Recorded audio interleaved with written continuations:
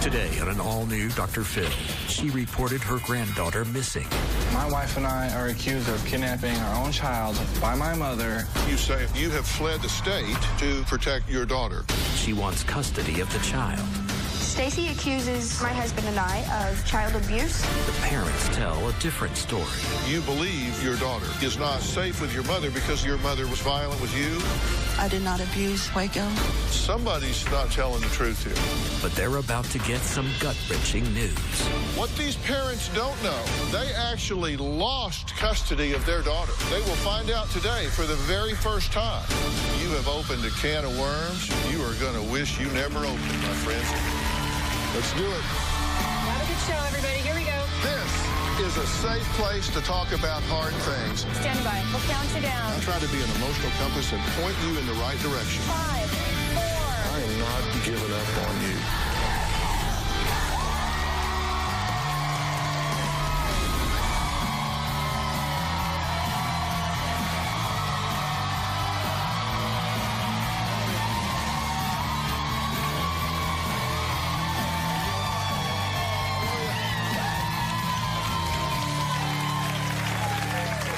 I want you to take a look at this beautiful 3-year-old little girl.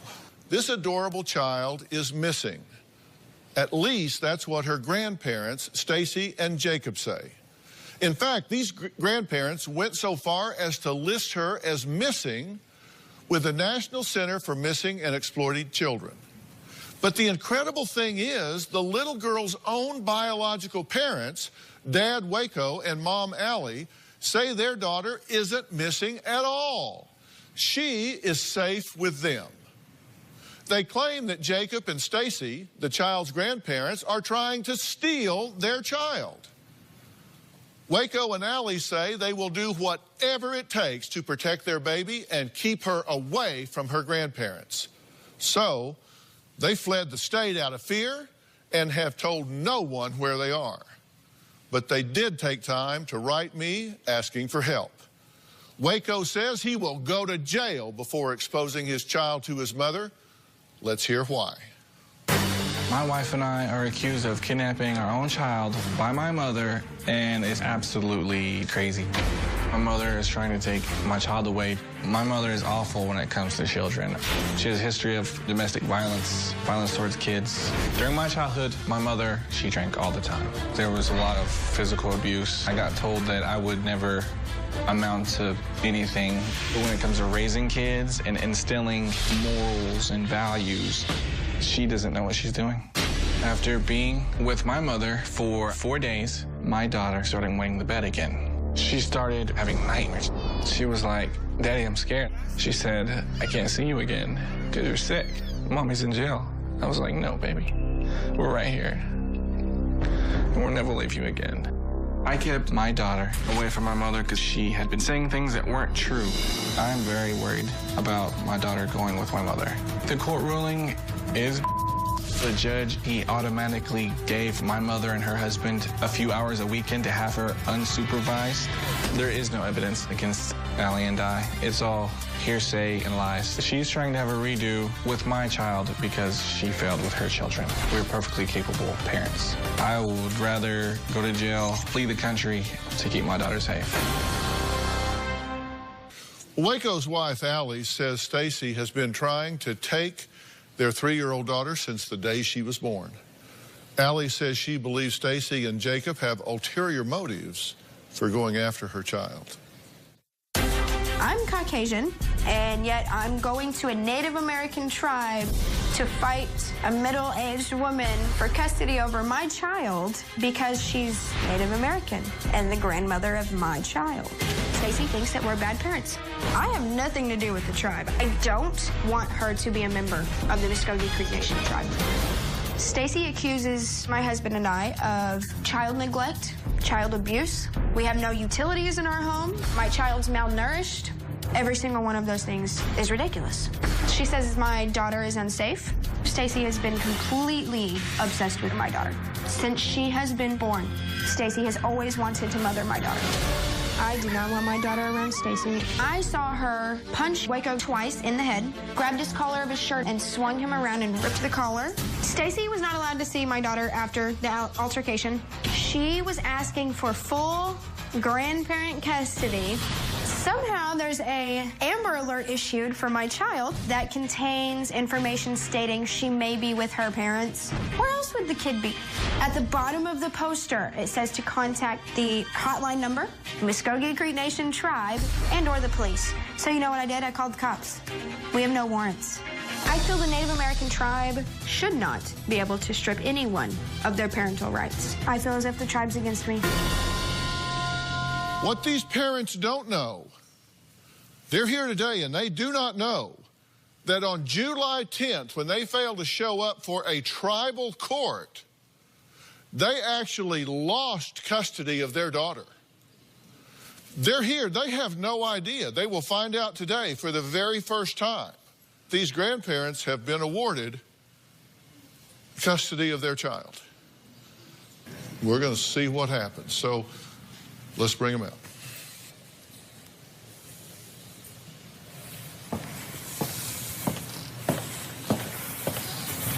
Allie, Dr. Phil. Hello. Good to meet you. Good to meet you. Waco, good to meet you. You too, sir. You guys have a seat. Okay, we're in a major conflict here, and to use your words, you have fled the state to protect your daughter, correct? What has triggered this? Honestly, that's what we're here to find out. We have no idea. The whole situation is insane. It's just... She contacted the Native American tribe to do home visits, stating that there was neglect, malnourishment, utilities being turned off. Those were the main three that she had told them. She contacted the state as well. They came in. They closed their cases out. They came to my house. They investigated, and they closed the case out. That's when she filed, when she found out that they keep closing the case because there's nothing wrong. So she filed for an attorney through the Native American tribe. Well, you said that there was a fight, an argument that took place, and did this get physical? Yes, it was a physical dispute. And how did it get physical? My mother and her husband were slandering our names everywhere, saying we're bad parents. I called my mother, and she took it upon herself to show up at my house. And I told her several times, text messages, phone calls, do not show up here. I don't want you here. So they get to your house. What happened? Yeah, my mother gets to my house. She's alone. Well, we start arguing. I said that something to the effect of, I think you're just mad and doing this and saying these things because we are better parents than you have ever been to me. I was inside the house, witnessing and that's when she slapped me. She open palmed, got me. And then I turned to her. I said, you hit me harder when I was a little kid. It broke loose. That's when she started punching me and slapping me, and my arms were behind my back the entire time. I will never, ever lay my hands on a female, ever. Allie starts walking down to see all the noise that's going on. She hops in her truck and leaves. And next thing I know, the cops show up. And he asks what's going on. I say, nothing, we're fine here, because I grew up seeing my mother go to jail for domestic abuse and all these things. I don't want to see her go to jail. So I say, nothing, it's fine here. And then that was called the police? My mother. Your mother attacks you in the yard, throws you to the ground, hits you, and then calls the police? Yes, sir. What, to turn herself in? To come check the house because the baby wasn't there. Okay, but you sent an email, and in your email you said, my daughter cannot go with this evil woman. Yes, sir. Right? And you believe that she is not safe with your mother because of the way your mother raised you. Yes, sir. She was violent with you. You saw her violent with other people. Yes, sir. Did she go to jail for domestic violence when you were growing up? Yes, sir. I've seen the police come and haul her off. As I always say, no matter how flat you make a pancake, it's got two sides. And in this case, the other side is Waco's mother, Stacy, and stepfather, Jacob. They say their granddaughter is being neglected and malnourished. They believe she is in danger as long as she is with Waco and Allie. We're going to meet them next.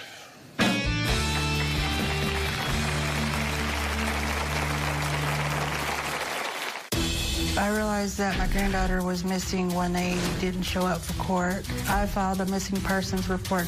I would consider it two fugitives with a 3-year-old. That's pretty serious in my opinion.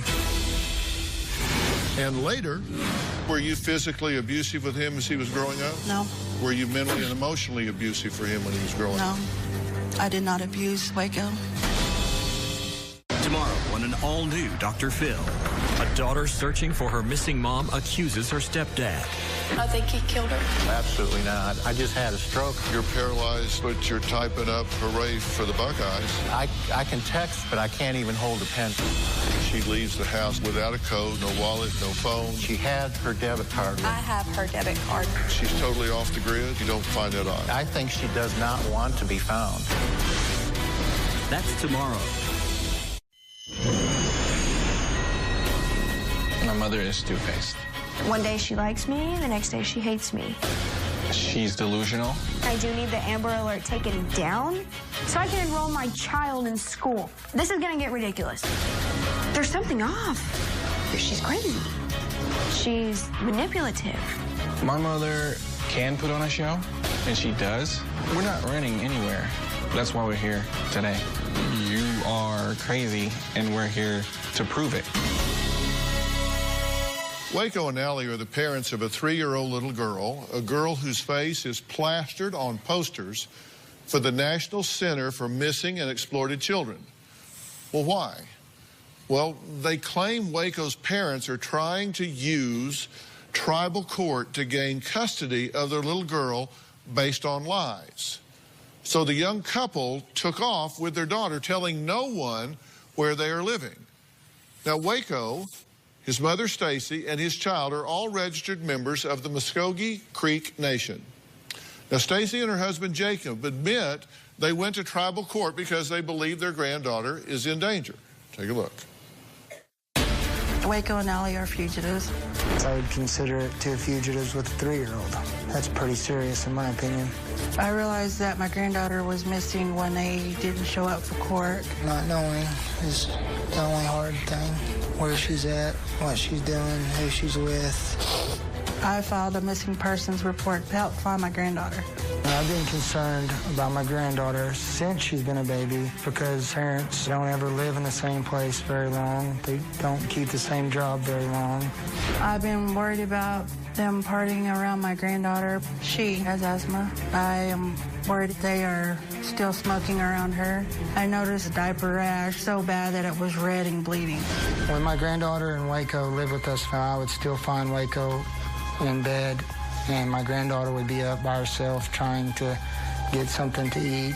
Waco needs to just grow up and just be responsible for his actions. My granddaughter deserves better than what they are giving her right now. I am more capable of caring for her than they are.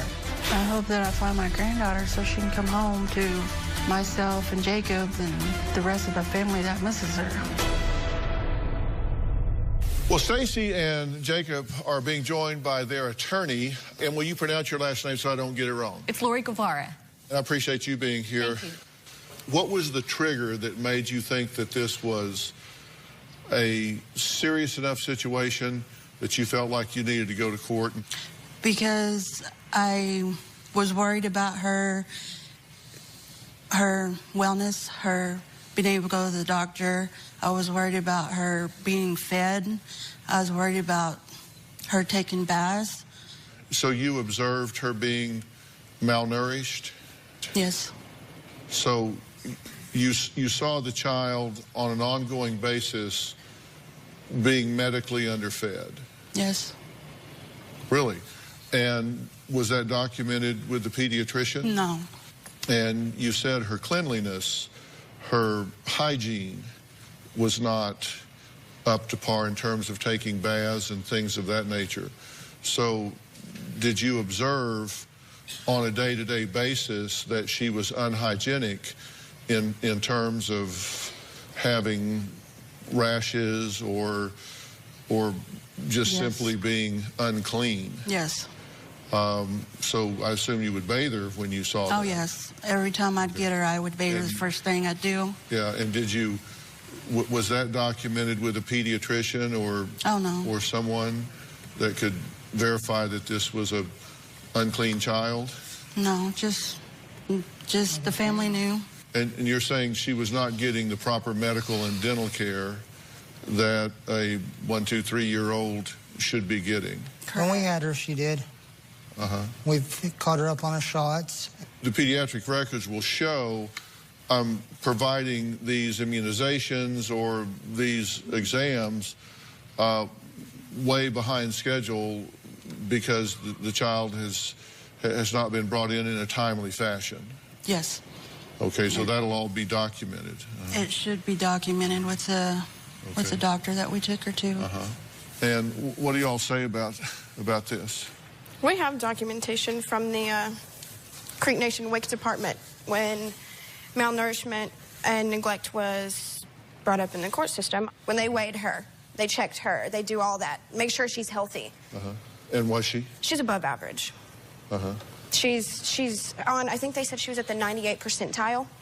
Waco and Allie were supposed to return to tribal court on July 10th of this year, but instead, according to Waco, they ran, taking off with their young daughter. However, Waco's parents did show up before the judge. We're going to find out what happened as a result when we come back.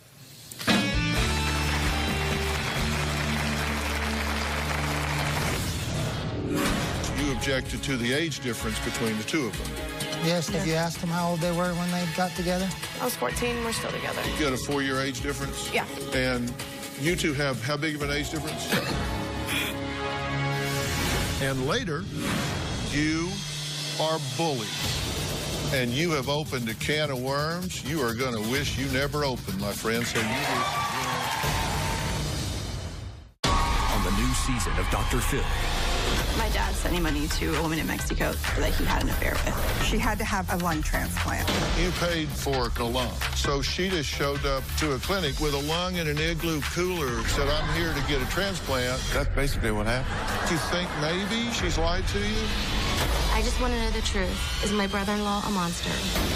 An uncle too affectionate with his 16-year-old niece. You're sending her a letter that says, I love you with all my heart. you put whipped cream on your neck, and Grace says you asked her to lick it off. I don't remember doing that. The creep meter is pegging over here. Plus, You were the facialist to the stars. Jennifer Aniston, Courtney Cox. accused of hiring a hitman to kill her rival. Did you solicit someone to kill this man? It was one of those, oh, I could kill this person. I should find someone to take him out. You typed out a text message. I have found someone that can do this deed for me.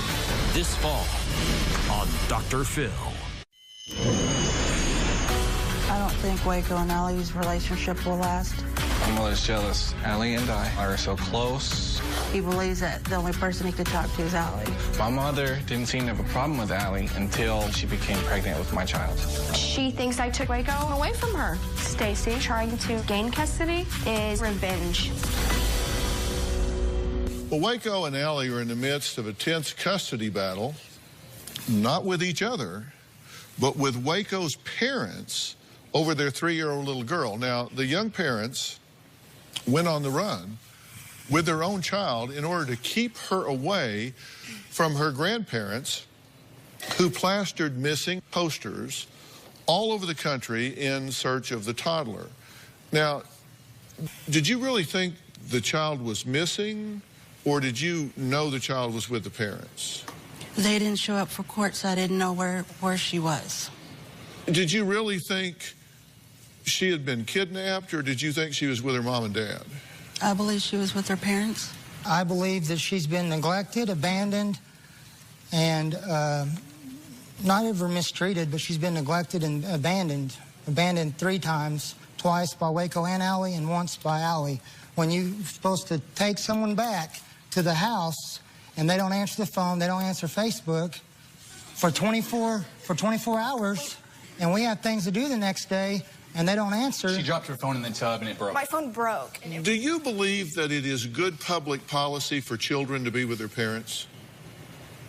Do I, as long as they're taking care of the baby, right? Yeah. But just generally speaking, the natural order of society is that children are to be raised by their parents unless some major thing happens to change that? Like when I got sent to grandma's because I was abused. The natural order of things is for parents to raise their children. Yes. Unless something intervenes that says, whoa, they're way off the mark, so somebody needs to step in their shoes and do it for them. Yes. And you think, the two of you think, that conditions, circumstances here have become so extreme that you've had to go to the court and say they are not fit to raise this child. We need to step into their shoes and raise this child on their behalf. Yes. If you were not fit parents, Waco questions whether you would even almost be an alternative for doing so based on the manner in which you parented him.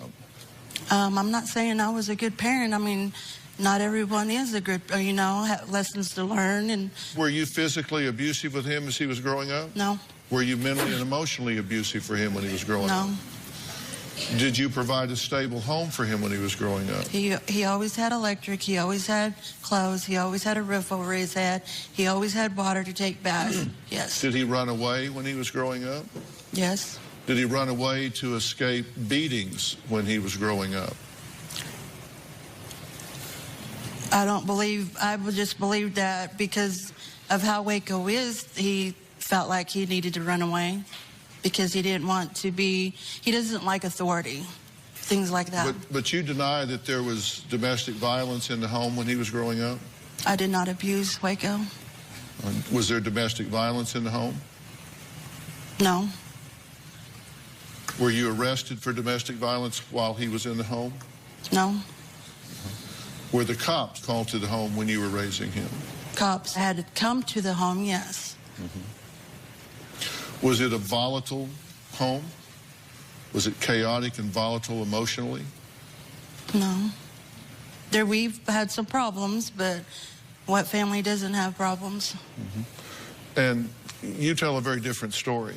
I tell them the truth. And were you abused when you were growing up? Yes, sir. Physically and emotionally, mentally. By your mother? By my mother. I went to the police station with marks and stuff on me, and they just sent me right back. And who put those marks on you? My mother. That lady right there. Okay, well now, somebody's not telling the truth. I've never heard him say his mother's physically abused him until here recently. You were involved later on, and when these two had a relationship, you said you had a problem with it because you objected to the age difference between the two of them. Yes, have you asked them how old they were when they got together? Yeah, and how old were you when you got together? How old are you? Yeah, I was a freshman in high school. I was 14. We're still together. You had a 4-year age difference? Yeah. I believe so, yes. 4-year age difference? And we've been together 13 and 18 and 5-year age difference. You can do the math. Yeah, it was 4 years. 21. And you two have how big of an age difference? 8. They're both adults. They're both adults. But so are we. Not at 14, right? You know what we're talking at 14. And Dr. Phil... No, I'm just curious, but y'all have a 9-year age difference. 8, sir. And y'all have a 4 and change. I just and turned y'all have 21. 8 and He's change. 25. And You're 21 and 25, and y'all are 34 and 45? 42. Coming up, the young parents learn they've lost custody of their daughter. Your mother has gone to court and gotten custody of your child.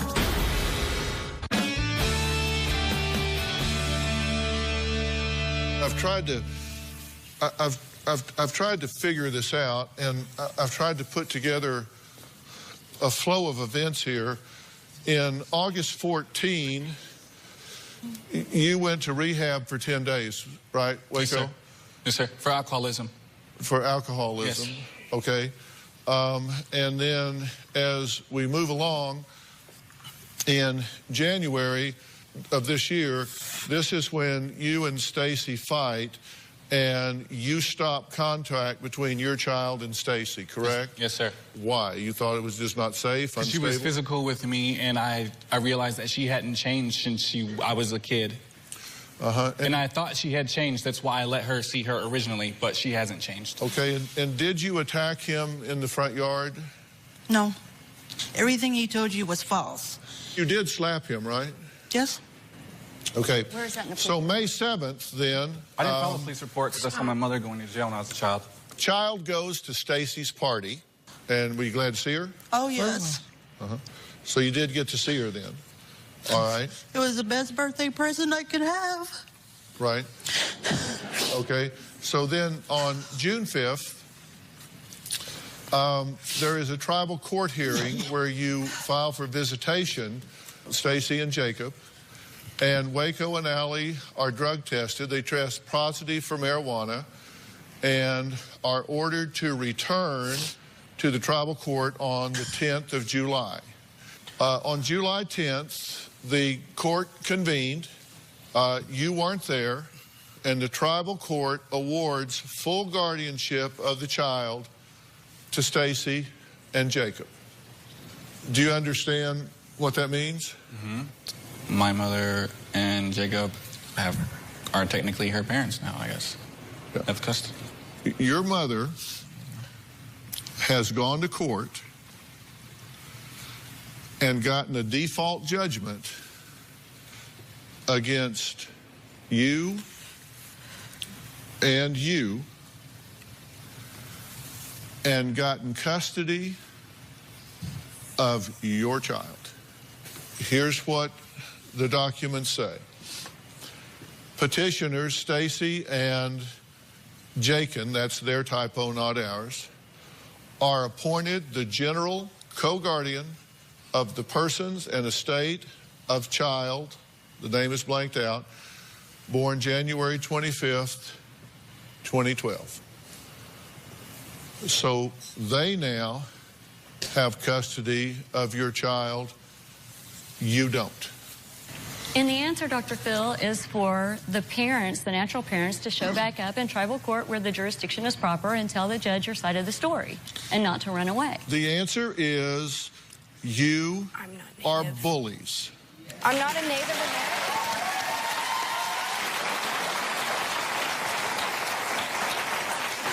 And you're grinning ear to ear, and you have opened a can of worms you are going to wish you never opened, my friend. So you grin ear to ear, you grin ear to ear, and you get real proud of yourself because you ain't going to believe what happens next. You have just bullied your son, gone into court, and ripped the child away from him. And you've done it because these young kids are not smart enough to know that you don't defy the robes. You don't defy the bench. So they didn't show up. So, of course, the judge, the only thing they can do, they give a default judgment. And that default judgment will be flipped because I'll guarantee you there's going to be an investigation.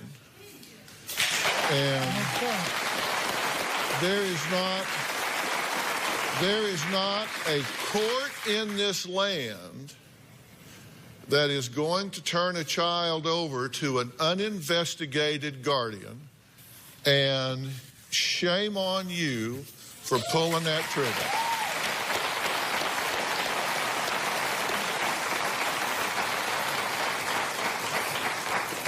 And you know it. No,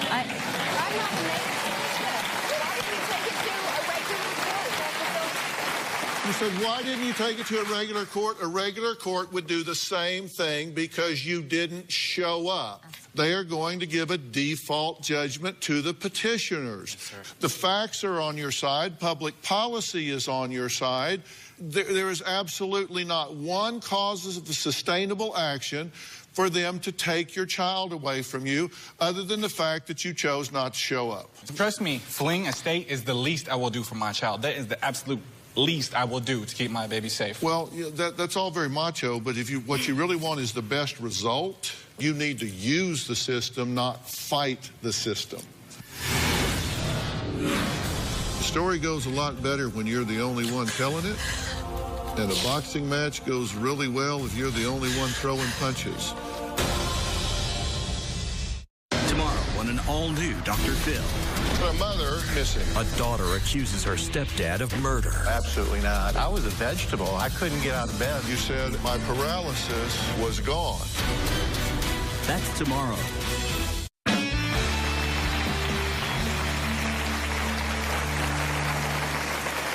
Waco and Allie have just learned that they have lost custody of their child in tribal court to Waco's mother, Stacy, and stepfather, Jacob.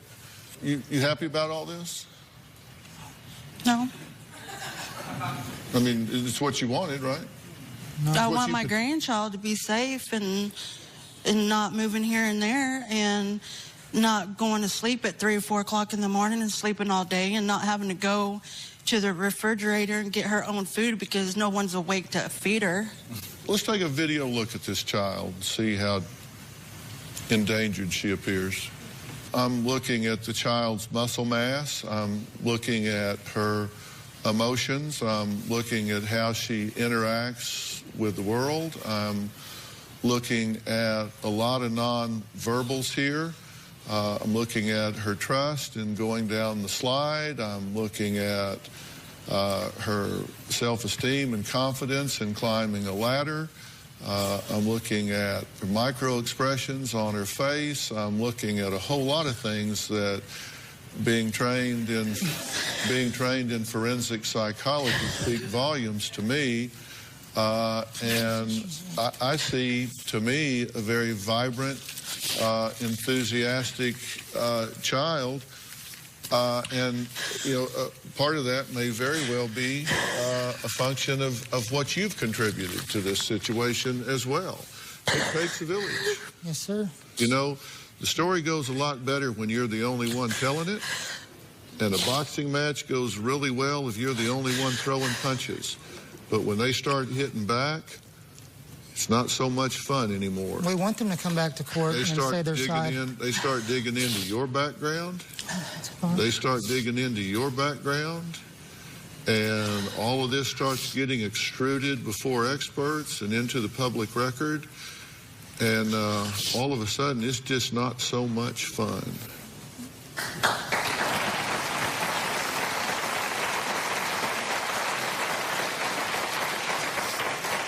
So you can smear them and they can smear you, and then the child can wind up in foster care. And Robin and I are national spokespersons for CASA. We work in the foster system every day, and believe me, it's broken. And then you're going to wish to hell you had decided that maybe you ought to work this out without a third-party involvement. But that's not what you did. How can you work something out when you don't have a phone? When you're not allowed, and they said they're not allowed to be at their house. How are you going to work that out with them? Well, you don't do it by hauling them down to the courthouse. You don't do it by...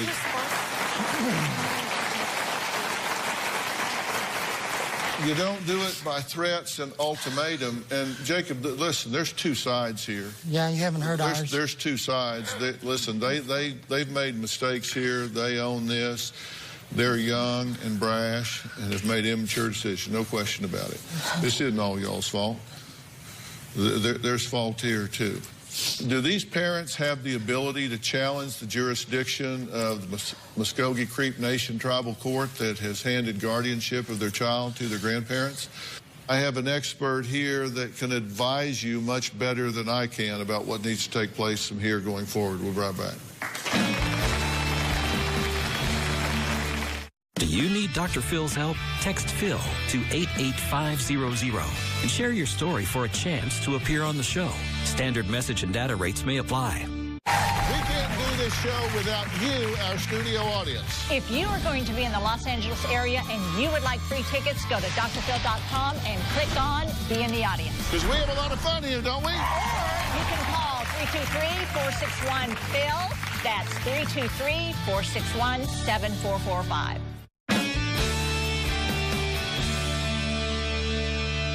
Well, I've invited family law attorney, legal analyst, and child advocate Ariva Martin to weigh in. Ariva, thank you for being here. Thanks, Dr. Phil.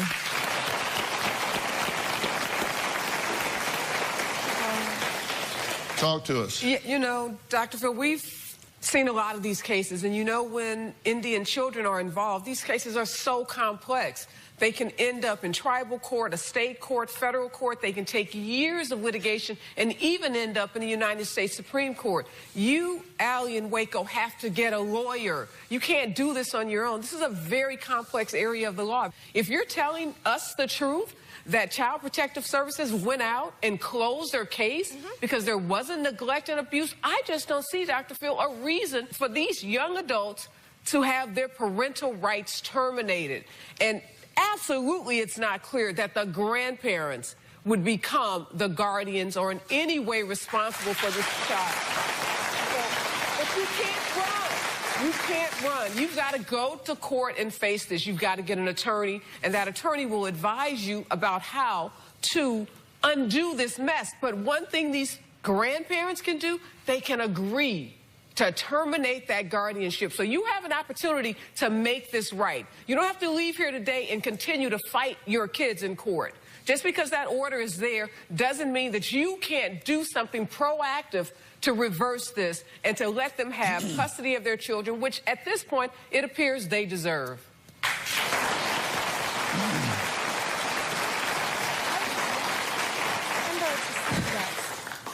We want her to be I want you to be a part of her life. To be in her life. We know you both love her. We said it off the stage, too. Not okay? to me. No, not to you. I haven't seen you. I haven't talked to you. Well, you know my number. You know what? Why would I get a... What the hell have you got to do with this? And you love her. You do.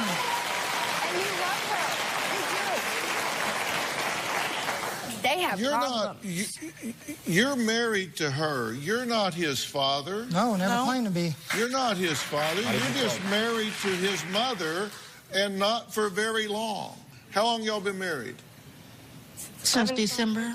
Since December. We've been together 6 years. Well, what you need to do is support her. That's what I'm doing. That's what he's doing. You don't lecture them. That's not your role. That's not your role. You're getting out of your lane. You said something that I thought was interesting on page 47 of your pre-interview. I wrote it down. You said, and I quote, "I do not want to take the child away from her parents. I just want to be a grandmother that enjoys her and spoils her." That's a direct quote from you. That's true. That's all I want her to be, is a grandmother. To spoil the grandchild. But yet, you've taken a very different tact. You either want one or you want the other. I was granted one. I just wanted visitation. Well, I was awarded the other. we need to, well, it's up to you. It's not up to the court. We'll be right back.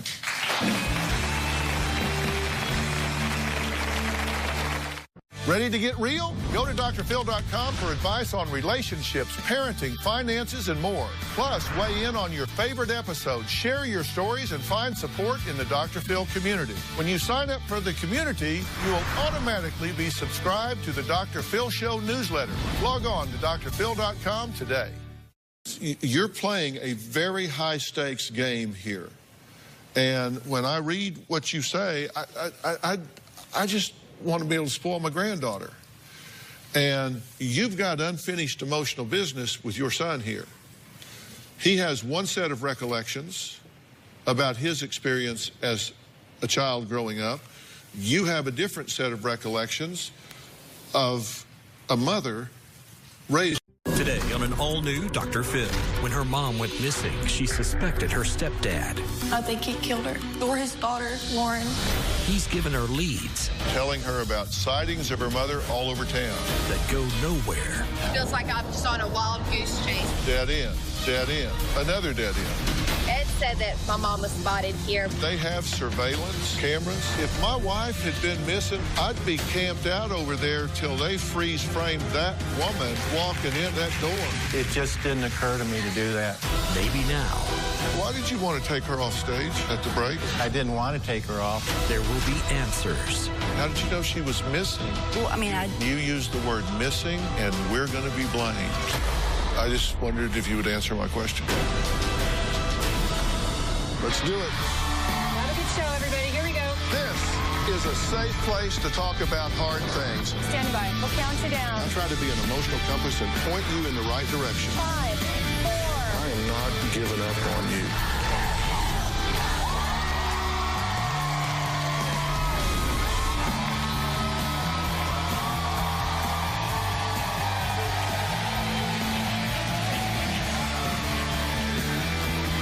Thank you.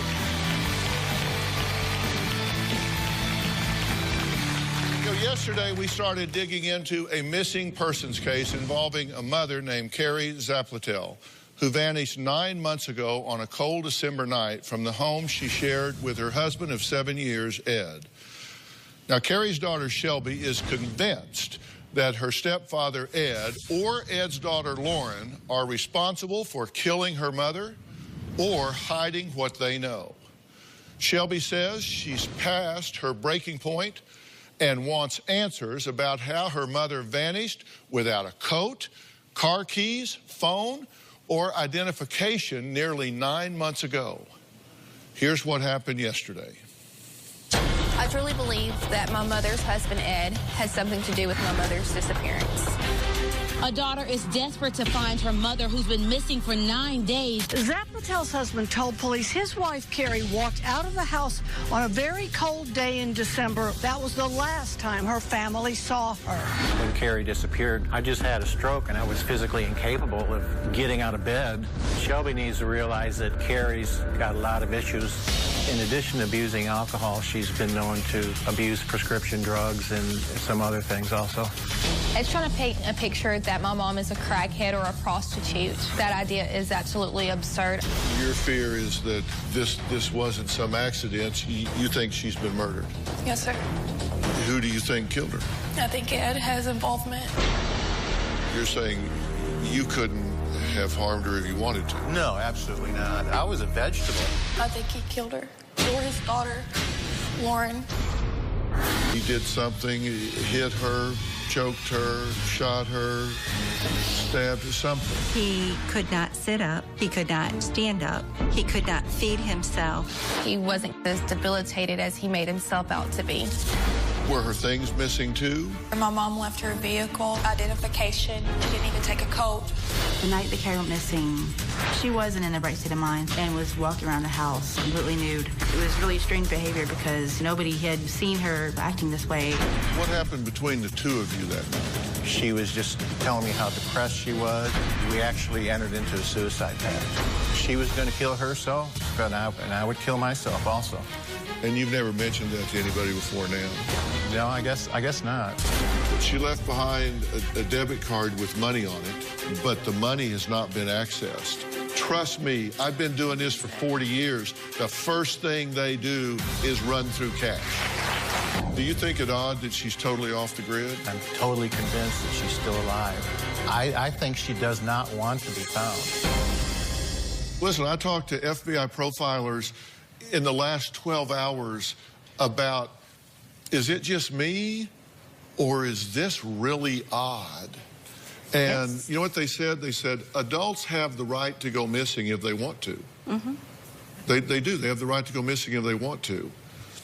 But in this day and age, for an adult to go totally off the electronic grid and not be seen or heard from in 9 months is very, very odd. Mm-hmm. And for you guys to say, nope, doesn't strike me odd at all. But yet, when we were interviewing you, the last thing that you said in your tape piece was... When I told my dad that Carrie wasn't in the house or anywhere to be found, he looked really surprised and really shocked. We were totally dumbfounded. He cried. I was sitting here thinking, oh my gosh, you know, she's missing and somebody's gonna be blaming us. It seems that way, and I still feel that way because my dad is getting blamed for this. Why would that be your first thought the split second you know she's gone? Because but yet now, you don't even think it's odd that she hadn't been seen or heard from in 9 months?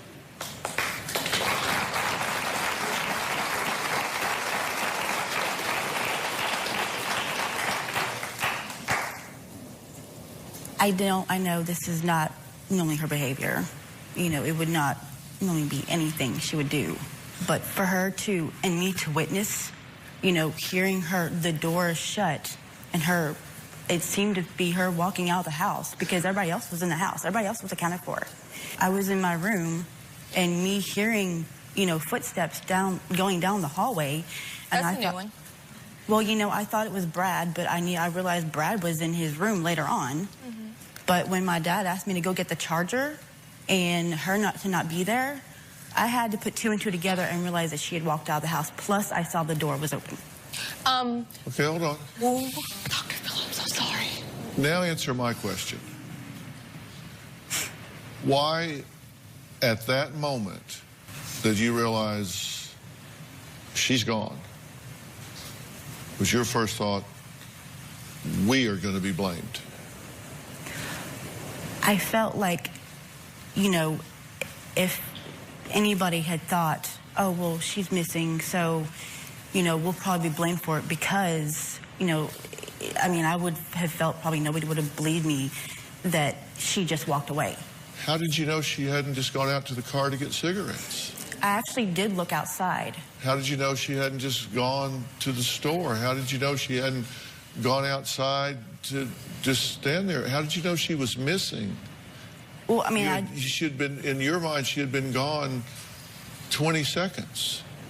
And you used the word missing, and we're going to be blamed.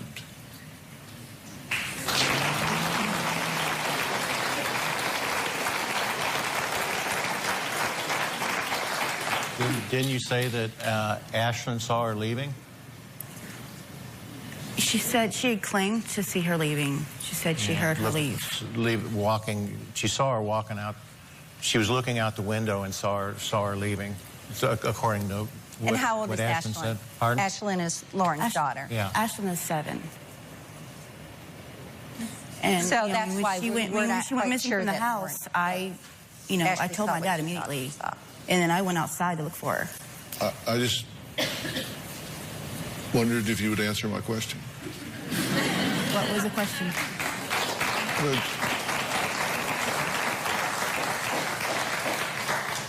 The question is why your mind went the minute you see her gone,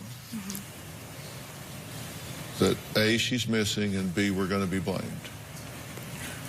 Well, I mean, she was missing from the house. I didn't know where she went. At first I thought that maybe she had gone, sat in the truck or, something. I checked the truck. There was nobody in the truck. So I thought that maybe she had gone on foot. I got down as far as I could go toward the neighborhood, as far as I could go for, maybe about 5-10 minutes or so.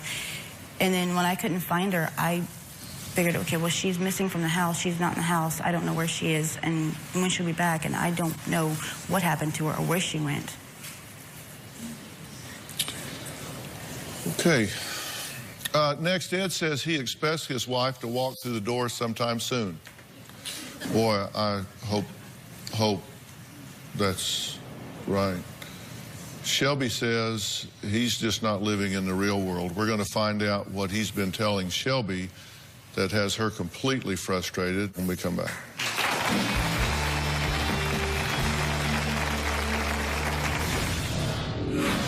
Ed sent me to addresses that didn't even exist, like this gas station. Ed said that my mom was spotted here buying beer. They had never seen my mom before. It feels like I'm just on a wild goose chase. And later, Why did you want to take her off stage at the break? It's that I didn't want to take her off, but... no, that's what you said. Can we take her off stage and put her up here? There was no intention to take Lauren off stage. Oh, well, I was confused because you said, can we take Lauren off stage? Tomorrow on an all-new Dr. Phil.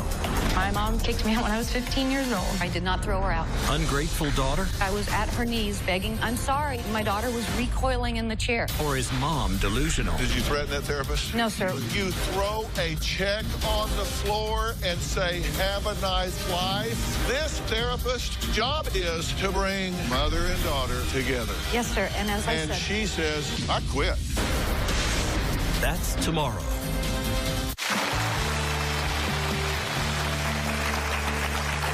Shelby says ever since they were contacted by the Dr. Phil show, Ed has suddenly become interested in the search for her mother. She says he's been telling her about sightings of her mother all over town. Sadly, when Shelby goes to investigate, the lead turns into a dead end. This is my mom's residence from where she went missing. My mom left without her car, her vehicle, which is still sitting in the driveway. No phone identification, nothing was taken other than the clothes on her back. In the middle of December, I've searched in the back. There's nothing but woods. All this brush goes miles out, miles out. And I searched out there without luck. Ed sent me to addresses that didn't even exist. Like this gas station, for instance, that there was park benches next to it or across the street that my mom was sleeping on. And as you can see, there's no park benches. Not on either side of the gas station, not across the street from the gas station. It feels like I'm just on a wild goose chase. I've checked every hospital, I've checked every homeless shelter, I've checked every food bank. I've been in some pretty poor neighborhoods, drug areas. The reason why we're down there searching is because Ed is saying that she's been on drugs, and I don't believe it.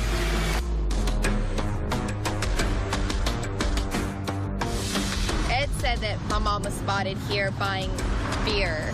I came to the location, came in, asked store managers. They had never seen my mom before. Talked to other clerks. They said that they hadn't seen my mom. You have so much hope, and I'm not going to lose hope. I want to know what happened to my mom.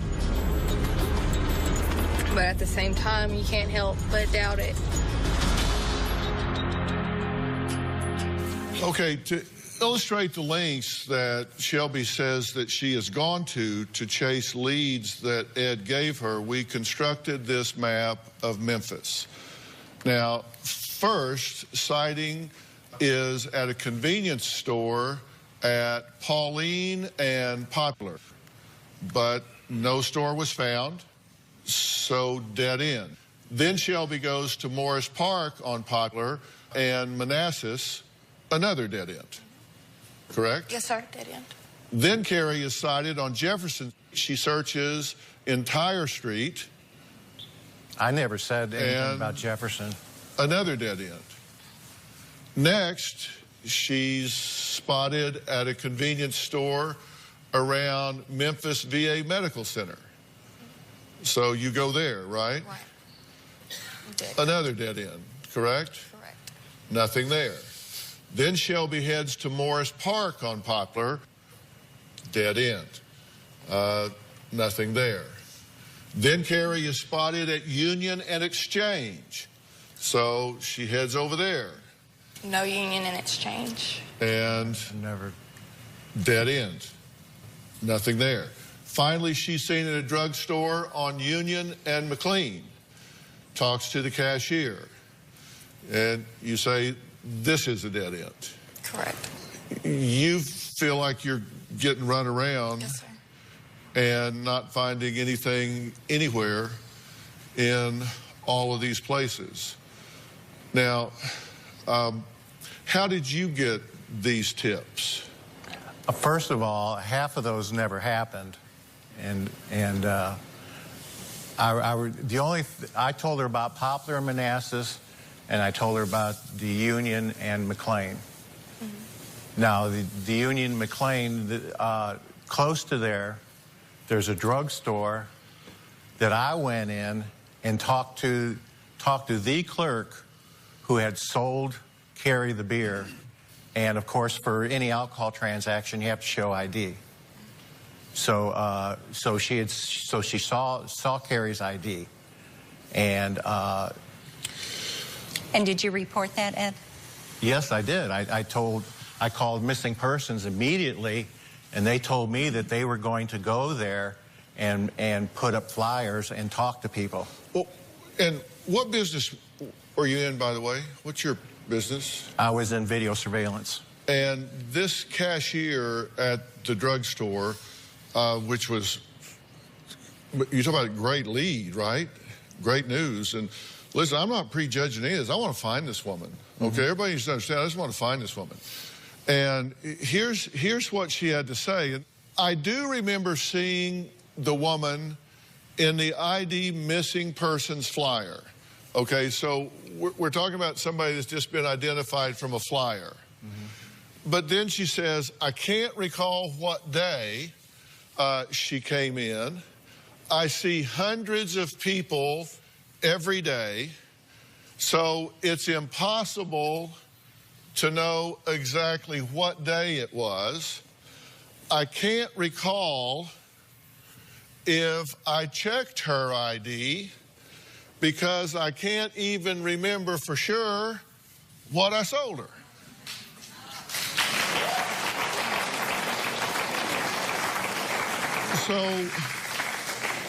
So you know, you say she came in, she knows it was her because she checked her ID, but then when we talk to her, she says, well, I remember from a flyer, but I don't know the day. I saw hundreds of people. I don't even remember the day. I don't know if I checked her ID because I don't remember what I sold her. Other than that, I got it nailed. If she walked in that store, then it's on camera. I'd be camped out over there till they freeze framed that woman walking in or out of that door. And later, did you choke her? I wanted to, but, you know, I didn't have the, I wanted to defend myself, but I didn't have the strength. On the new season of Dr. Phil. My dad sending money to a woman in Mexico that he had an affair with. She had to have a lung transplant. You paid for a lung, so she just showed up to a clinic with a lung in an igloo cooler, said, I'm here to get a transplant. That's basically what happened. Do you think maybe she's lied to you? I just want to know the truth. Is my brother-in-law a monster? An uncle too affectionate with his 16-year-old niece? You're sending her a letter that says, I love you with all my heart. You put whipped cream on your neck, and Grace says you ask her to lick it off. I don't remember doing that. The creep meter is pegging over here. Plus, you were the facialist to the stars. Jennifer Aniston, Courtney Cox. Accused of hiring a hitman to kill her rival. Did you solicit someone to kill this man? It was one of those, oh, I could kill this person. I should find someone to take him out. You typed out a text message. I have found someone that can do this deed for me. This fall on Dr. Phil.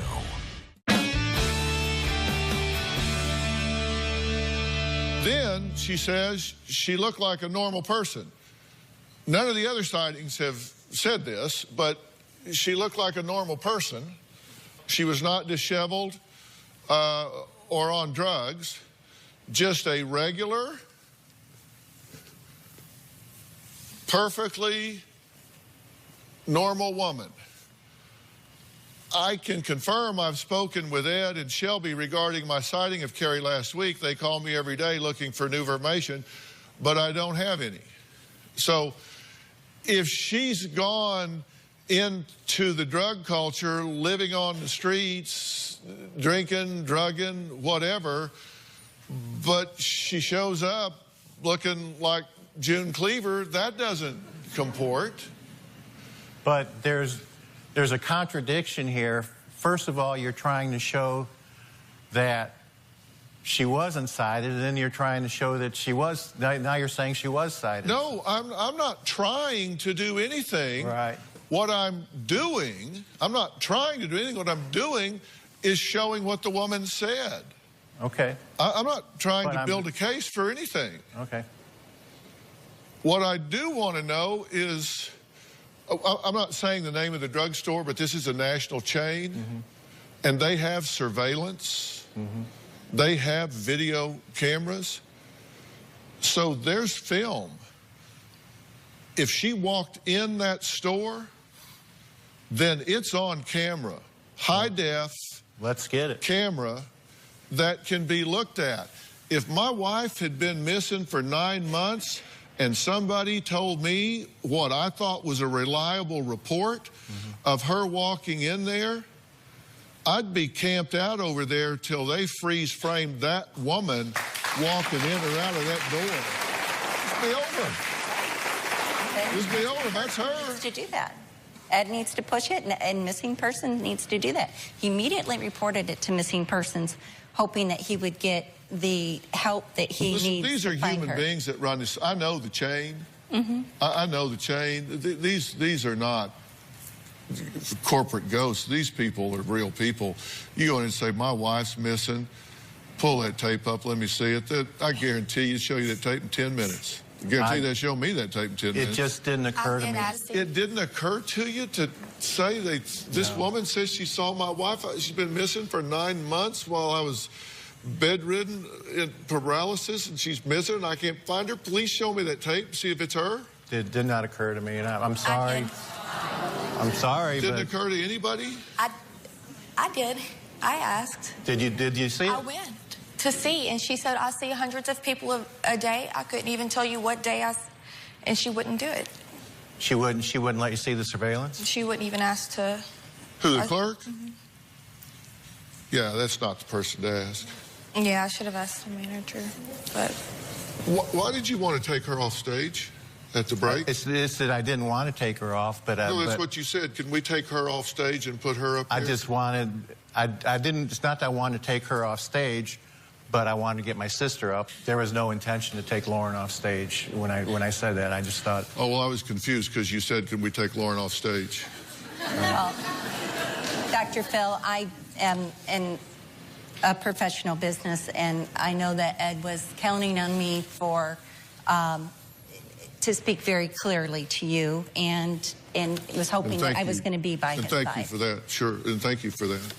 You've been very clear. We all want to find her, right? What y'all are describing to me is a woman that was seemingly mentally and emotionally overwhelmed. She was overwhelmed By a situation. Why didn't anyone contact anyone? Why anybody what? Why did y'all never contact the family, like me or my brothers? If y'all think that she was that bad off, you should have contacted a hospital, somebody in the medical field, family, friends. You should. Well, your reached brother out. Bradley lived in the house and saw her every day. Bradley has issues as well. We all know that. And you had another brother there on Thanksgiving. And he would be another witness as of my condition because. Yeah, they said that you were sitting at the table. He was not. What? He said you were sitting at the table on Thanksgiving? I told you the procedure that it took for me to get out of bed.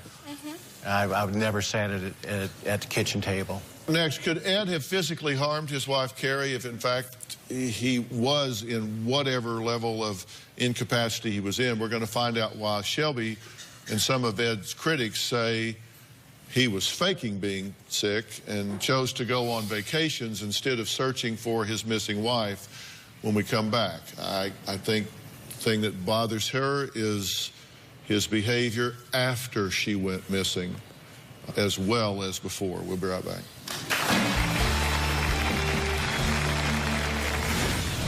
Have you been violent with your wife on a frequent basis? No, I would defend myself. She would get drunk and very violent. No. I've witnessed you hit my mom before. You witnessed it? I have. I've witnessed you, but you've never been around. Really? And later, do you really believe she's alive? Absolutely. Because, you know, when I ask you that, you say yes, but you shake your head no.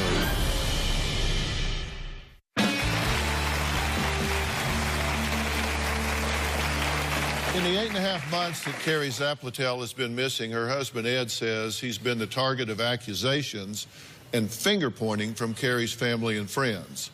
One of his largest critics is Courtney, who says Carrie called her 90% of the time after she had major blowouts with Ed.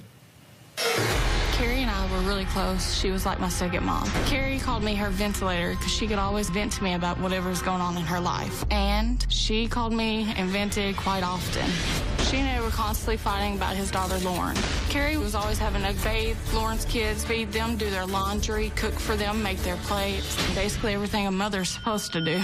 Carrie was very tired and very fed up with the entire situation. What was even worse in the matter is that Ed never took Carrie's side. He always stood up for Lauren. The night after Carrie disappeared, Ed called me and asked if I had seen Carrie, but I hadn't. What was unusual about this is that Carrie hadn't called me first, and she had always called me. Ever since Carrie's been missing, Ed hasn't shown any real concern because he hadn't posted on his Facebook, hadn't been in contact with any of the news stations, hadn't been looking for her as thoroughly as he says he has. Not too long ago, my husband and Ed were texting each other about the night Carrie went missing, and Ed had mentioned that he was so mad at her he could have choked her but didn't have the strength. What was shocking about this is that Ed had told the police in the reports that they weren't fighting the night before she went missing. At this point, I do not trust Ed at all. I think he knows more than what he's telling everybody. Courtney, thank you for joining us. There's a couple things I want to point out. And then, by the way, the text you're talking about from Ed to your husband was a few months after she was missing. Yes. And it reads, for whatever it's worth, the most likely place she would have gone is with a guy named Blank, who she worked with. He lives with his brother. I've been wanting to go over there since she disappeared. He's an alcoholic. She pissed me off so bad I wanted to choke her, but I didn't have the strength. You guys saved that because you thought it was worth saving. My husband saved everything. Yeah. She pissed me off by hitting me. That's when I got pissed. But you said y'all weren't arguing. No, that was the night that Ed called me, and that was Thanksgiving evening. Yeah, you have to understand that mentally I'm just, I can't remember a lot of details. Did you choke her? No. I wanted to, but, you know, I didn't have the, I wanted to defend myself, but I didn't have the strength. So Ed called me. Defend yourself from what? Carrie hitting me in the head. When you say you wanted to choke her, do you mean you wanted to kill her? No. I just wanted to stop her from hurting me. You wanted to choke her to make her unconscious? You wanted to choke her?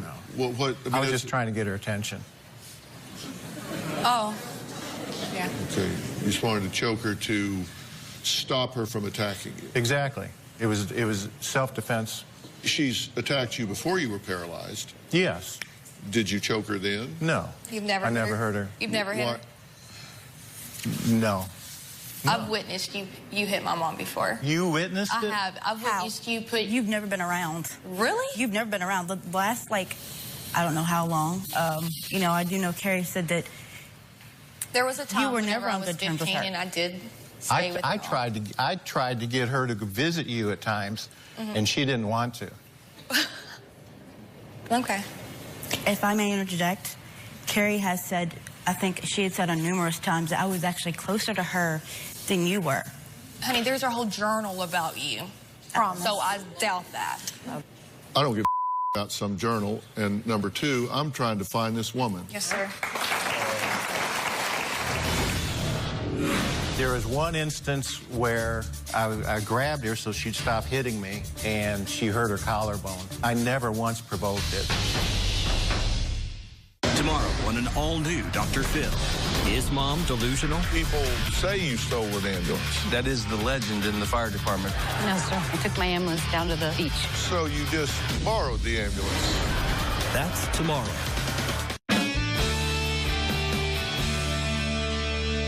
I thought we were here trying to answers. find this woman, but if you want to talk about who said what to who and... I'm just so upset because of the lies and the accusations on their behalf as well. There are no lies. Well, are we here about lying behavior, or are we here trying to find your mother? You're right. Well, I'm trying to find my mom. Yes, sir. I do apologize. Well, it's just however you want to spend your time. I have never lied to you, Shelby. And I certainly wouldn't lie to you about anything with your mother. I've tried to be as forthcoming as I can. Every lead I've gotten, I've passed on to you. And, you know, it's not nearly as confusing as you think it is as far as where she'd been cited and all that. The way I describe it, it sounds like different places, but they're all connected. And so it's not like I ever tried to misconceive you about where she'd been seen. I have no quarrel with you. I mean, other than this little misunderstanding, and I know it's just a misunderstanding. To me, it feels like it's a big misunderstanding. Have you been violent with your wife on a frequent basis? No, I would defend myself. She would get drunk and very violent, and I would just have to defend myself. But I've never just... And how often has that occurred? Basically, whenever she get drunk, which would be about every 6 weeks to 3 months. You know, she didn't drink all that often, but when she did, she'd get totally trashed. So several times a year, you would wind up being attacked. Yes. Okay, and then at time it would become physical. Yes. Because, you know, I think people could understand if she attacked you and in defending yourself something happened accidentally, you know, people could understand that. And I'm just trying to ascertain if something like that has happened here. You need to tell me and let me help you with that. There is one instance where I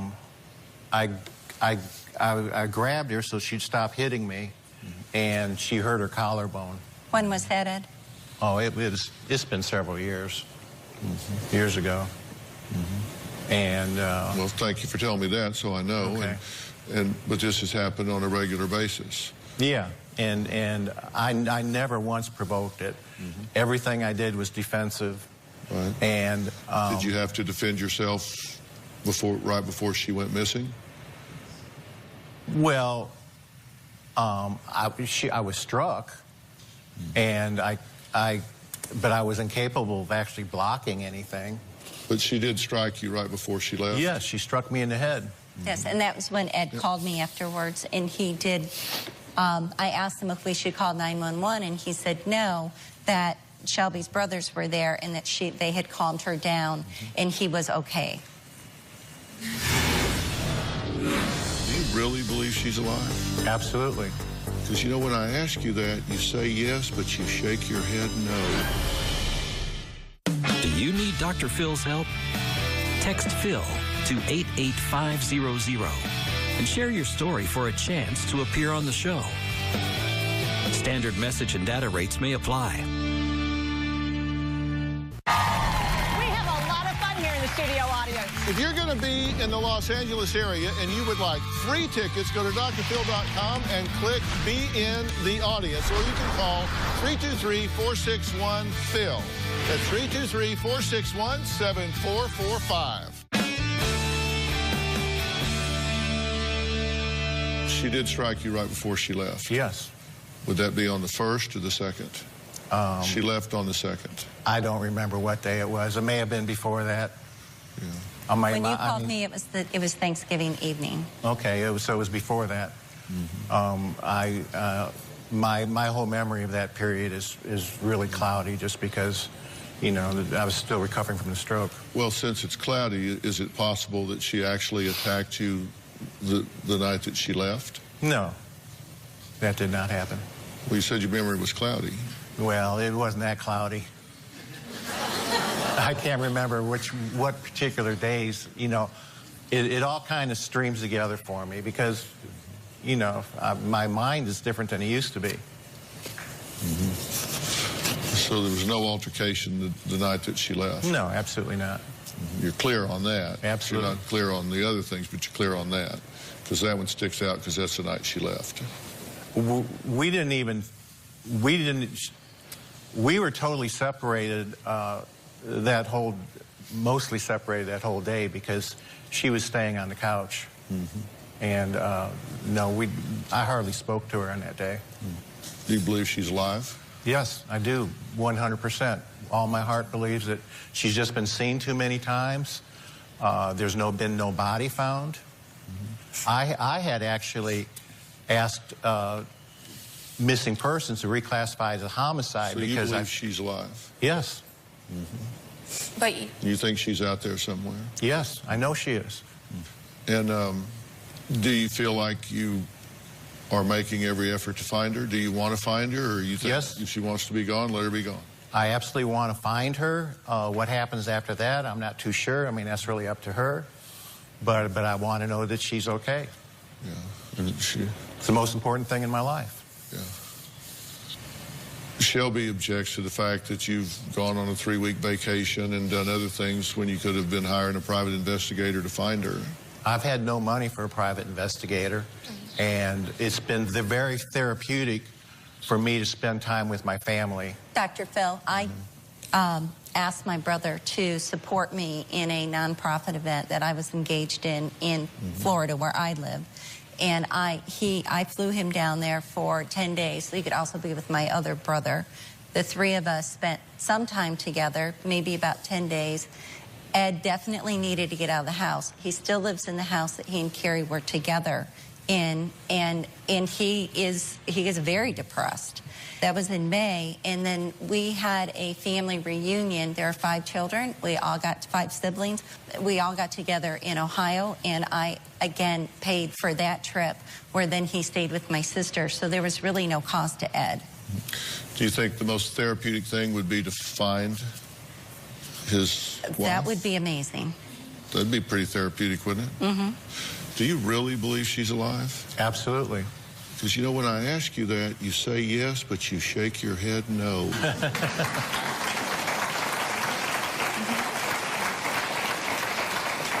Well, that's not... Your mouth says yes, and your body says no. Yes, I believe she's alive. I'm shaking my head yes. After I told you it is. We'll be right back.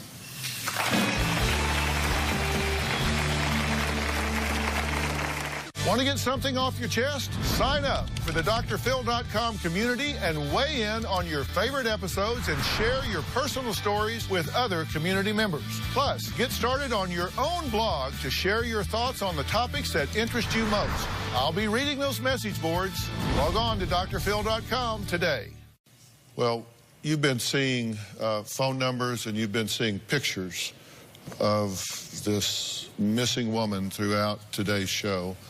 On the bottom third of the screen, and we've shown the picture many, many times. And listen, if you have any information about this woman in any way, then you need to pick up the phone and you need to call the phone numbers that we've provided you. Call the sheriff's office in your area and give that information. We want to find this woman, and it's... you know, we clearly want to know the answer, and you want to know the answer, good or bad, right? Right, yes, sir. Whether she's alive or yes, sir. Whether she's not. And, you know, Carrie, if you're out there and you're watching this, pick up the phone and call me. And you're going to give me a piece of information that only she would know, so we can screen that call and know that it's her. So please, if you have that information, then give it to us. And if you believe that this sighting at this drugstore, which is a national chain that I guarantee you has high-definition cameras,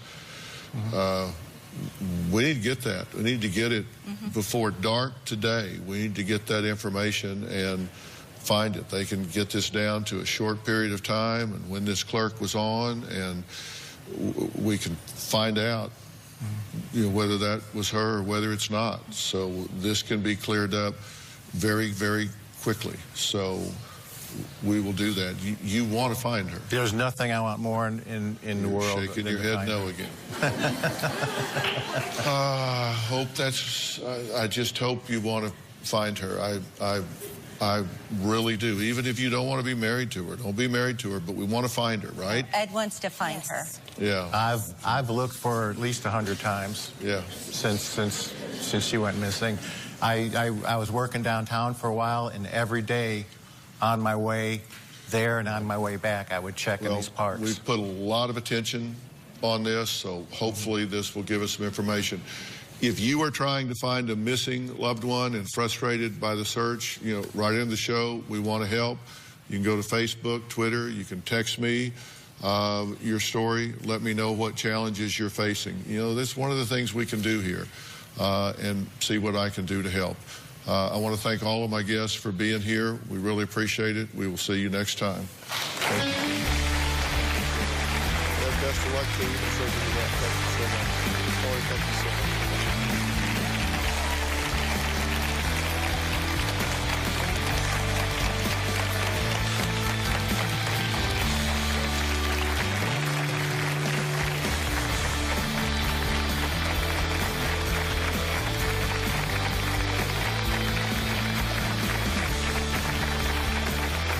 It's been 3 weeks since we taped the show, and unfortunately my mother is still missing.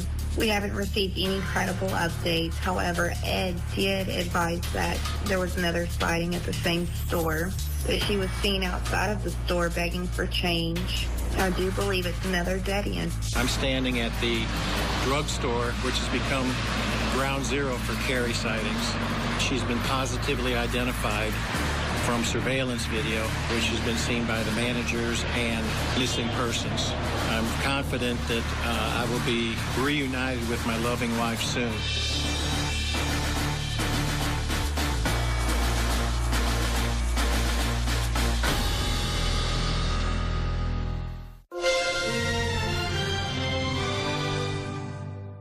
Today on an all-new Dr. Phil. My mom kicked me out when I was 15 years old. I did not throw her out. Is this an ungrateful daughter? She was eating on the sofa. 3 days later, the dishes were still on the sofa. Or is mom? She told me, you need to lose weight, you're so fat. I've never called my daughter a fat bitch. Delusional. You went to reunification therapy? I was at her knees begging, I'm sorry, I didn't mean to yell at you, Courtney. My daughter was recoiling in the chair. Did you threaten that therapist? I did not threaten the therapist, sir. You throw a check on the floor and say, have a nice life. This is a therapist whose job it is to bring mother and daughter back together. Yes, sir, and as I said, that was the morning. And she says, I quit. I quit. Let's do it. Have a good show, everybody. Here we go. This is a safe place to talk about hard things. Stand by. We'll count you down. I try to be an emotional compass and point you in the right direction. 5, 4. I am not giving up on you.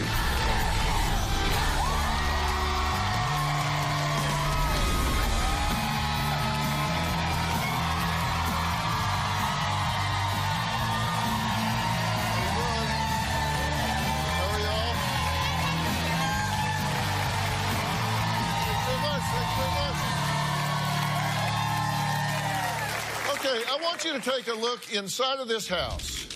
Gorgeous, organized living room, a meticulous kitchen, perfectly clean, right?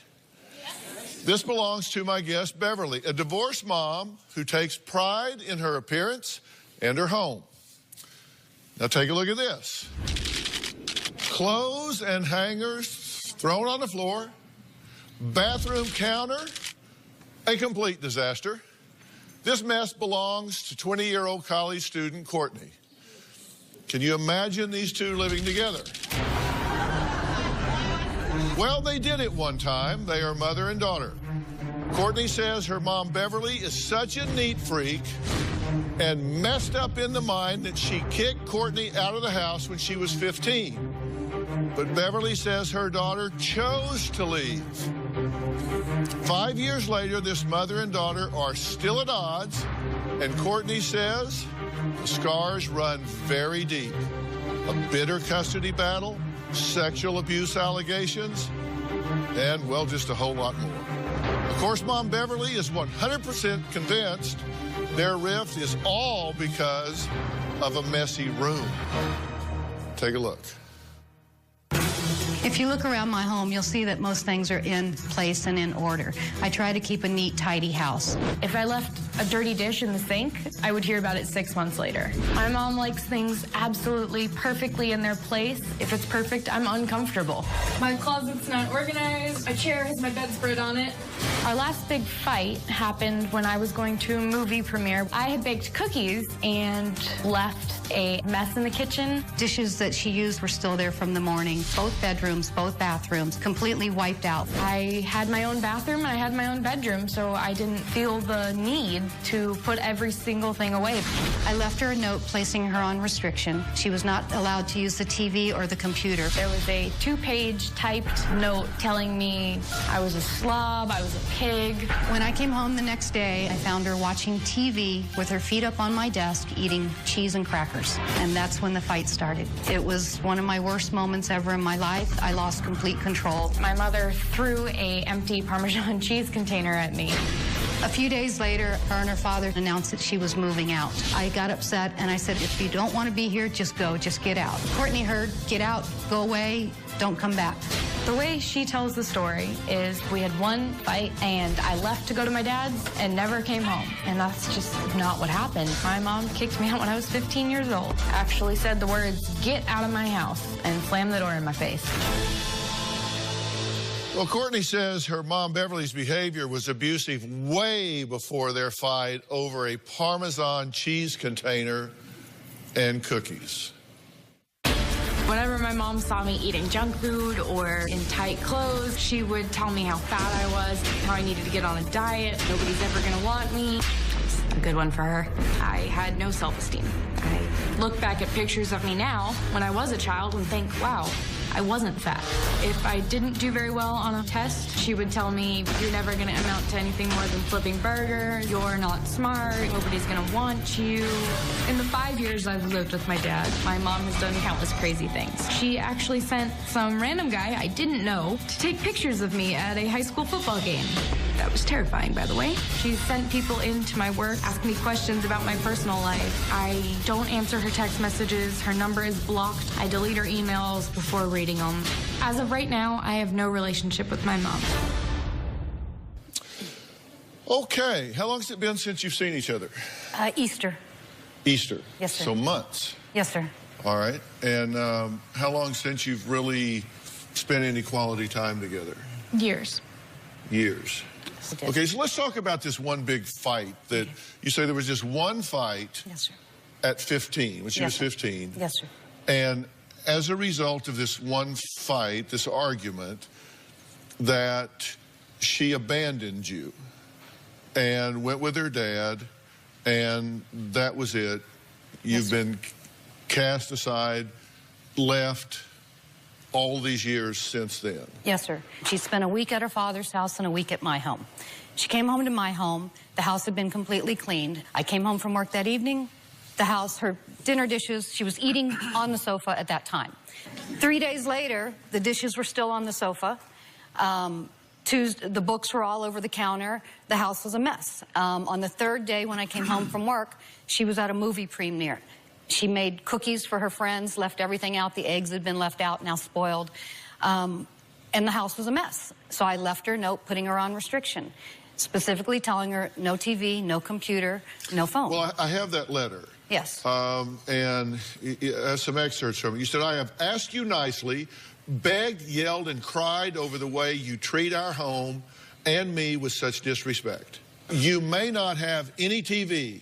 You will not be attending any parties this weekend. You will be giving me your phone when I return from work at 3:45 p.m. I will be disconnecting the line tomorrow on my lunch hour. This should give you plenty of time to say goodbye to your friends for the summer. Because you overslept is no reason to have left the kitchen a mess. You should have not made cookies if you didn't have time to clean your mess. You left the door to the garage open. The cat was in the garage when I opened the big door. She came running out and was almost run over. I had to chase her around the front yard. I apologize if I have once again stolen your happiness, but you are bringing it on yourself, Mom. Okay, that was the letter you got, right? Yes. How'd you feel about the letter? Horrible. I spent the night on the bathroom floor because I was physically sick to my stomach. Letter's a little dramatic, but I don't see it as being a particularly egregious writing. And I have to say, that's about the last reasonable thing that I think you did. Beverly partially blames her ex-husband for their problems, but Christopher says Beverly is the one who started all the problems years ago with a false accusation. My mom falsely accused my dad of having a sexual relationship with me 2 days before Christmas. During the custody battle, we went to Beverly's house. While Courtney was moving her things out, she left her phone on the counter. I looked through my 15-year-old's phone. I saw pornographic text messages. It looked like the sender said it was Dad. I had to investigate where this was coming from. If she had just asked me about the text messages, I would have told her the truth. My friends sent them to me when I was using my dad's phone the summer before. I didn't want him to know I was telling dirty jokes. I sent them to myself so that he wouldn't see them, and it looked like they came from my dad to me. I went into shock, and I didn't know what to do. She went straight to the courts and tried to have my dad thrown in jail for being a pedophile. The next thing I knew, we were in court trying to get the phone record subpoenaed. When Children's Protective Services knocks on your door, you can't really say it's not a good time. They raked us across the coals. That's the hardest thing I've ever done. And to think my daughter had to go through the same things I went through. My daughter was asked questions she should never, ever have been asked. We had an emergency court hearing, and they let me go home with my dad. It was clear to everyone that my dad had not had an inappropriate relationship with me. My mom drags it on to this day. She says that I'm his trophy girlfriend. It's completely inappropriate and completely not true. I am now on a list of people who have been accused of being a pedophile, even though there was no basis whatsoever. Okay, Christopher, thank you for joining us. I want to get this out right straight up. Did your father send you these off-color messages? No way. He did not send those? No. But they were on his phone to your phone? Yes. Okay, so, but yet he didn't send them to you. You need to explain that so everybody understands that. When my mom kicked me out, she kept my phone. And my dad never used his phone, so for that summer, he let me use his. And when I got my phone back, I forwarded those messages to my phone because I didn't want them to be on his phone, and I didn't want him to see that my friends were sending me dirty jokes. Has she been verbally abusive to you? Well, I've never called her a bitch. I've never said anything to her like that. You've never called her a pig? I've called her a pig, yes. And later, did you steal an ambulance? No, sir. Did she steal an ambulance? That is the legend in the fire department. I went down to the beach and I just sat there. In the ambulance? Yes, sir. Monday on an all-new Dr. Phil. Is her Nigerian husband? He gave you this when he proposed? No, I bought my own ring. A scam artist? I see Mom being James's cash cow. He has 3 different dates of birth on 5 passports.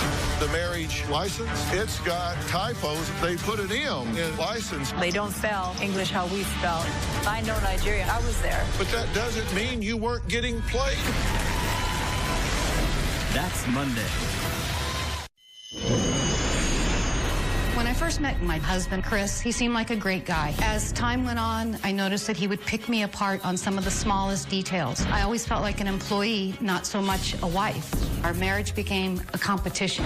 One summer, I came home with a puppy dog, and Christopher started throwing a fit, yelling he didn't get to pick the color, didn't get to have anything to do with it. He picked up his beer and threw it into the street and was yelling obscenities. And it was at that point that I packed up my daughter, and I filed for divorce shortly after that. Courtney says her mother Beverly's unpredictable behavior during the custody battle with her father Christopher was so out of control that it ended up pushing them further apart. During the court custody battle, the judge issued a no contact order between me and my mom. She couldn't contact me, I couldn't contact her. She violated that order a few dozen times. Blatantly, she didn't care who saw. She would show up at my high school football games, send me text messages, leave me voicemails telling me I was a spoiled little brat. Did you throw her out? No, sir, I did not throw her out. Did she kick you out or did she not? She kicked me out. And why do you say that when she says, no, you left? My dad wouldn't have let me leave. He wanted us to have a better relationship. He was there. Courtney, did you not come to my house and say, I'm taking my electronics? You went up to your room and you packed your electronics up. And you and your father said, your father's famous quote was, you guys need to take a little break from each other. And that's what he kept saying. You need to take a break. You need to take a break. And you guys moved out. You packed your stuff and you moved out. You came on Christmas Eve and took what you wanted and left everything else on the floor. You took everything with you. A week after I was kicked out, I did come back and take some things. I got the rest of it on Christmas Eve. But that day, we did not intend for me to leave the house forever. When I suggested to take a break, I was trying to keep the relationship together, not to break it apart. The idea was a break was for them to take a breath, step back, and maybe get a fresh start. Were you verbally abusive with your daughter? I don't think I was. I've never called my daughter a fat bitch or whatever that she said that was. I've never said anything to her like that. You've never called her a pig? No. I've called her a pig, yes. I've told her room looks like a pigsty and it looks like a pig lives in here, yes. But you don't think you've been verbally abusive to her? That's occasionally, maybe, yes. Yeah. Well, 30 seconds ago you said no. Well, I've never called her a bitch. I mean, I've never used profanity to my daughter, calling her anything like that. Okay. Has she been verbally abusive to you? Yes. Yes, sir, she has. What has she said to you that you consider verbally abusive? You're never going to amount to anything more than flipping burgers. Never said that. Yes, you did. You need to lose weight. You're so fat. How could my daughter be this fat? You wish you looked like me. Wow. Go ahead. No one's ever going to want you. You wonder why you have no friends. She once told me that I had failed a grade in school and that I was going to have to go to summer school. I panicked. I called my school and made an appointment to see the principal the next day. Turns out I didn't fail the grade. I didn't have to go to summer school. She just lied and told me I had. And looking back now, I see that I wasn't the fat little pig I was told I was. And that's definitely very painful to me. Dr. Phil, every single one of those statements she's saying is an absolutely false statement.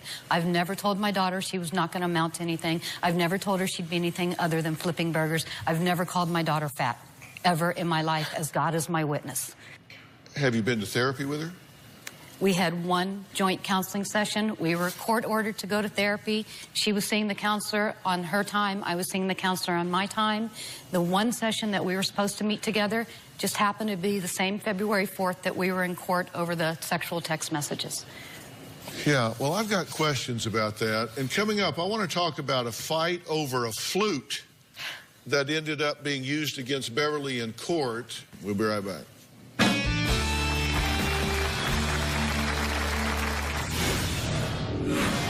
You throw a check on the floor and say, have a nice life. This is Hollywood. This is where you do that. You don't do that.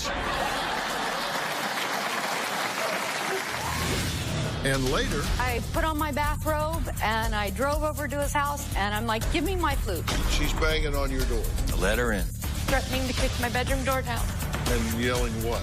I want my flute. Give me the flute. On the new season of Dr. Phil, My dad sending money to a woman in Mexico that he had an affair with. She had to have a lung transplant. You paid for the lung. So she just showed up to a clinic with a lung in an igloo cooler and said, I'm here to get a transplant. That's basically what happened. Do you think maybe she's lied to you? I just want to know the truth. Is my brother-in-law a monster?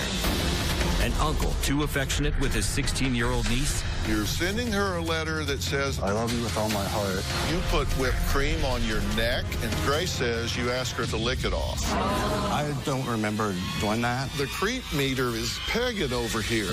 Plus, you were the facialist to the stars. Jennifer Aniston, Courtney Cox.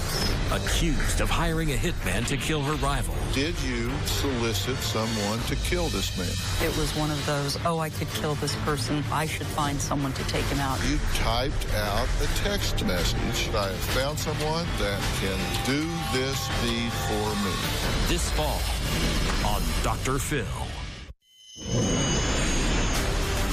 During the custody battle, the judge ordered that my mom and I go to reunification therapy. From the very beginning, the counselor and I did not get along. She labeled me a child abuser because I yelled at my daughter.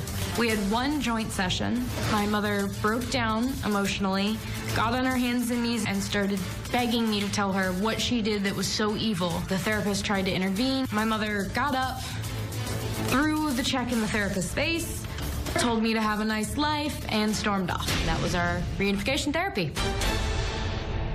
My question for you is, you're 5 years into this, right? Mm-hmm. If you're so smart, how come you're in such a bad situation? Because I made some emotional, irrational moves during this because I was an emotional wreck because someone, my daughter, doesn't want me. She's leaving my life. No. Wait a minute. You just made a conclusion. You just said, my daughter doesn't want me. That's part of your strategy. You're the victim. You're the victim. You're always the victim. She doesn't want me. She's abandoned me. He's alienated her from me. The therapist doesn't like me. The judge is wrong. This one is this. It's all, everybody's lined up against you. That's how I felt. If you get up in the morning and go to the grocery store and you get in an argument with somebody and they're just like, yeah, and you go, wow, boy, yeah, he was really a jerk. And then you go over to church and you're there for a while and some lady over there, boy, she was really a jerk. Pretty soon you got to understand you're the jerk. You got to ask yourself, it's like, wow. I understand what you're saying. Let's look at this letter. After several efforts to reunify mother and child, this clinician indefinitely suspended reunification services due to mother's behavior in a conjoint session. That means with daughter. During the session, mother refused feedback, ignored daughter's tears, yelled at the minor child, threw magazines in her direction, threw a check on the floor, and said, "Have a nice life," as she walked out.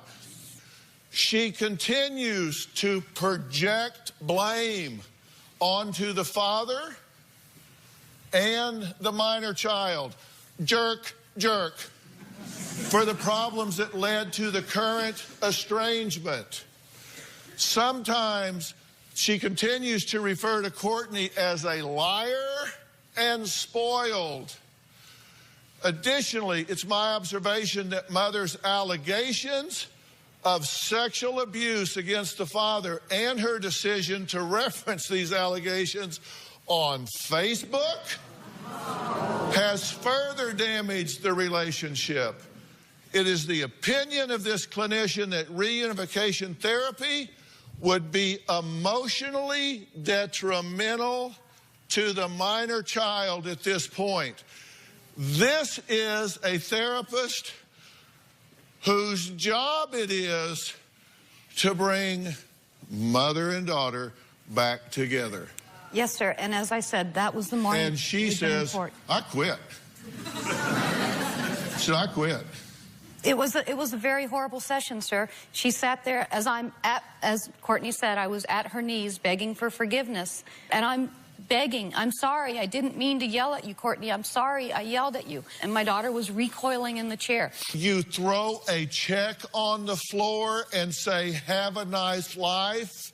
This is Hollywood. This is where you do that. You don't do that.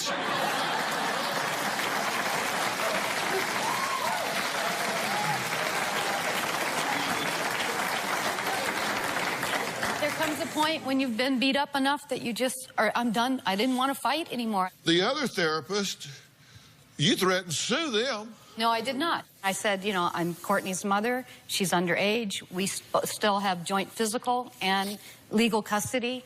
Anytime she goes to see a doctor, I'm supposed to be informed as well. I'd like to know. So you let that therapist know that she had run a red light? Yeah, I did. Because it's my daughter. I'm supposed to know. I'm supposed to be filled in. And nowhere in there did you say you've violated something here by not allowing me to know, not letting me know that you're seeing her? I did say I violated, but that's not saying I'm going to sue you. Did you threaten that therapist? I did not threaten the therapist, sir. So you're here to defend your conduct? No, sir, I'm not. Wait, no.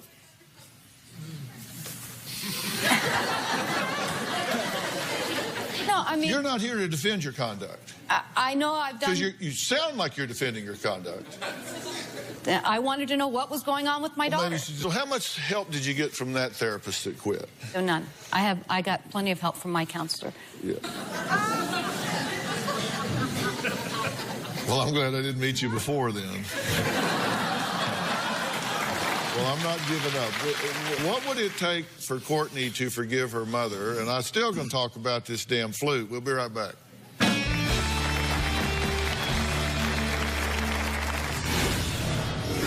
What was she saying? I want my flute. Give me the flute. That's my grandfather's flute. I want the flute. I'm going to break the bad word door down. Closed captioning provided by... It's back to school time. You think your car smells fine, but your passengers smell this. Eliminate odors you've gone nose blind to for up to 30 days with the Febreze Car Vent Clip. Break out the Febreze and breathe happy. Arm & Hammer combines strength and beauty for true radiance. So for my radiant smile, I use new Truly Radiant Rejuvenating Toothpaste. In just 5 days, it cleans, whitens, repairs, and strengthens enamel with a twist of mint. Be radiant with new Truly Radiant.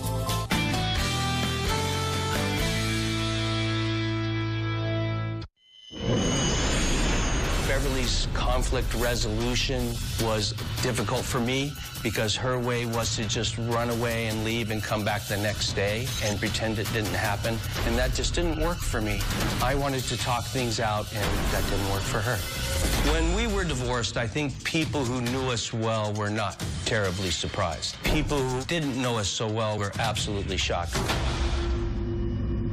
Beverly says she is desperate to have a relationship with her daughter again, but Courtney says Beverly needs to admit how outrageous her behavior has been, including sending a photographer to stalk her at a high school sports game, storming out of therapy, and allegedly stealing an ambulance.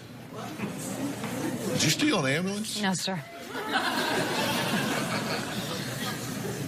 Did she steal an ambulance? That is the legend in the fire department. I wasn't there. Why do people say you stole an ambulance? I took my ambulance down to the beach, and I sat there and tried to figure out life. So you just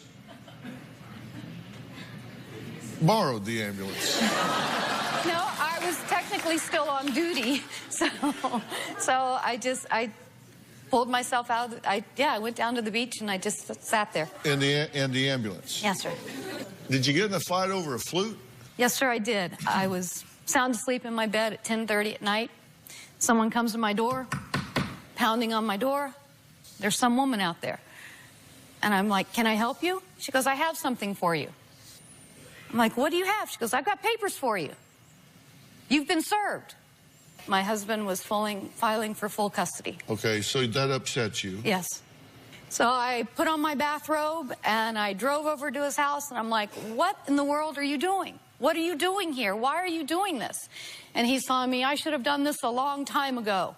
And he's going on, and I'm like, give me my flute. My flute was my My flute was given to me by my grandfather when I was 15 years old. She's at your door, right?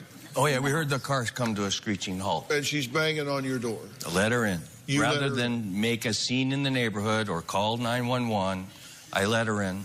I told Courtney, go get the recorder, turn on the recorder. She did. And Courtney went and hid inside her bathroom behind 2 locked doors because she's fearful of her mother. Mm-hmm. And did she come to those doors? Yes. Banging on the doors? Threatening to kick my bedroom door down. Uh-huh. And yelling what? What was she saying? I want my flute. Give me the flute. It's my grandfather's flute. I want the flute. I'm going to break the bad words door down. Dad saying, no, you're not. She grabbed a stool, said, this is my stool. We had it when we were married. She threw the stool on the ground. It bounced up, took a chunk out of my dad's leg. She tried to take a picture off the wall saying that she took that. Then give me my flute. I want the flute. My dad got her to calm down enough so that she would go out to the kitchen. He came back, told me to give him the flute. I gave him the flute. She left. Can I finish explaining about the flute, sir? I think I'm pretty caught up on the flute.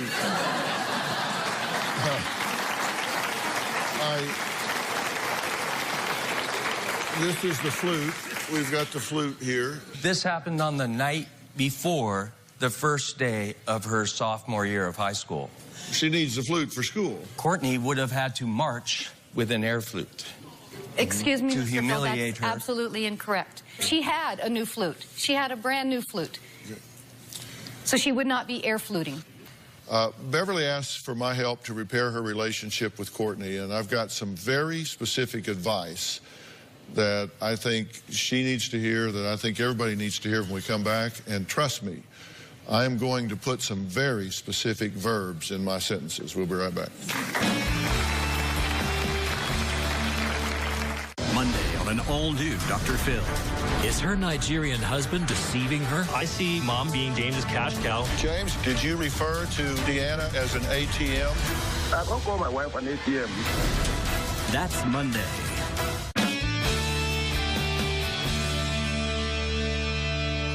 What you're doing's not working. Right. I agree. And let's talk about what it is you're doing. I think you have a serious impulse control disorder. And you have a flair for the dramatic.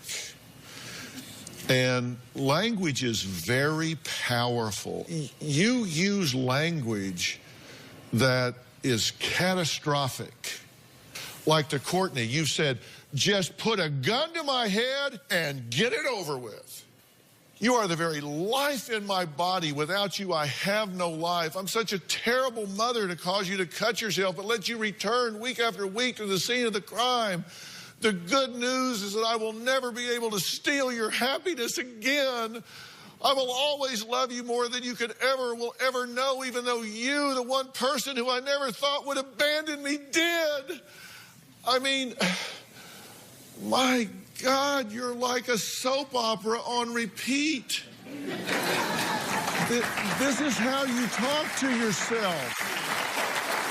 It's how you talk to yourself, and language is very powerful. And when you use that language, there's no other way to feel than just so put upon and so burdened. To Christopher, I've not said an angry word to her since our argument about her messes. Why don't you just take the gun and put it to the head and blow my brains out? So you're going to have stereo guns to your head because you want them both to blow your brains out. You're allowing her to lie. You're feeding her fire. Do you see what I'm saying? I do see what you're saying, sir. My emotions were completely out of control because my whole world had just been ripped apart. No, your whole world hadn't been ripped apart because you and I are on the same world. And if it had been ripped apart, I would have fallen off the globe. It hasn't been ripped apart. Your world hasn't been ripped apart. You have been inconvenienced about things that matter. The most important thing in your life is that your daughter is healthy and happy. What's this? Okay? What you should thank God for every morning is that she is healthy, that she's beautiful and articulate and bright. Your daughter is sitting right here and she says, I want my mother in my life. If you will just calm down and get yourself under control and realize you don't have to be the victim all the time. That's fine, sir, and I want my... Let me tell you a problem. You started talking the split second I stopped. And what I know is that you had to be thinking of what you were going to say while I was talking, because you're not smart enough to be thinking that fast to formulate your answer in the 10th of a second between when I stopped and you started, which means you weren't listening to me. You were thinking what you were going to say. I was listening to you. There you go. No, sir. No, I'm listening to you.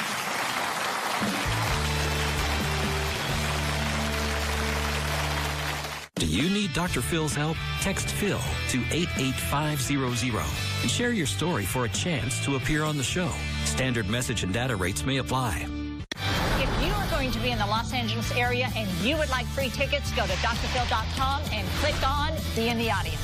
Or you can call 323-461-PHIL.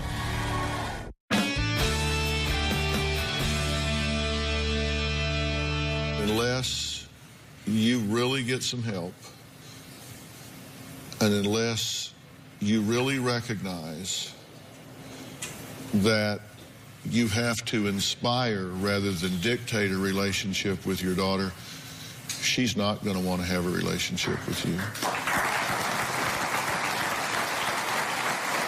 But you can have what you want. Let me tell you, if you will just do some things that I'm telling you here, this situation can be a great deal better in a very short period of time. That's what I would like. It really, really can. She is going to have to learn to trust you again, and it's going to be a day at a time. It's not going to be a success-only journey. But you need to recognize that she's an adult. I do. And if you're going to have a relationship, it's going to be because she wants to. And we want to be around people that, when we've been around them, we feel better about who we are. I promise you, I like to be around people that when I'm finished being around them, I feel better about myself. I don't like to be around people that when I finish being around them, I feel worse about myself. That's a pretty simple equation. And, you know, we all know people that when they come in the room, it feels like somebody left. And they just suck the energy out of the room. Yes, sir, I do know people like that. And we're around people that when they're around, we just go, oh my God. I'll bet you can be a lot of fun. I can be. Yes, sir, I can be. If they don't have to live with you or no, seriously. Dr. Phil, I make big messes in my house. I make outrageous messes in my house. But when I'm done, I pick them up. Yeah. You know? Yeah, I don't care. Okay, I know. I don't care what you do with them. What I care is what you do with your daughter, because I want you to have what you want. This is a wonderful young lady here. I know she is. I want you to have a relationship with her, but to do that, you need some help to calm yourself down and recognize that this is her option and you need to earn it, and just as she does with you.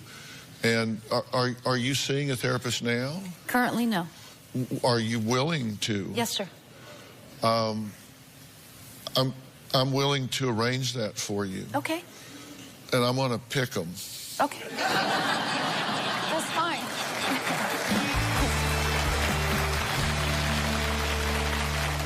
Ready to get real? Go to drphil.com for advice on relationships, parenting, finances, and more. Plus, weigh in on your favorite episodes, share your stories, and find support in the Dr. Phil community. When you sign up for the community, you will automatically be subscribed to the Dr. Phil Show newsletter.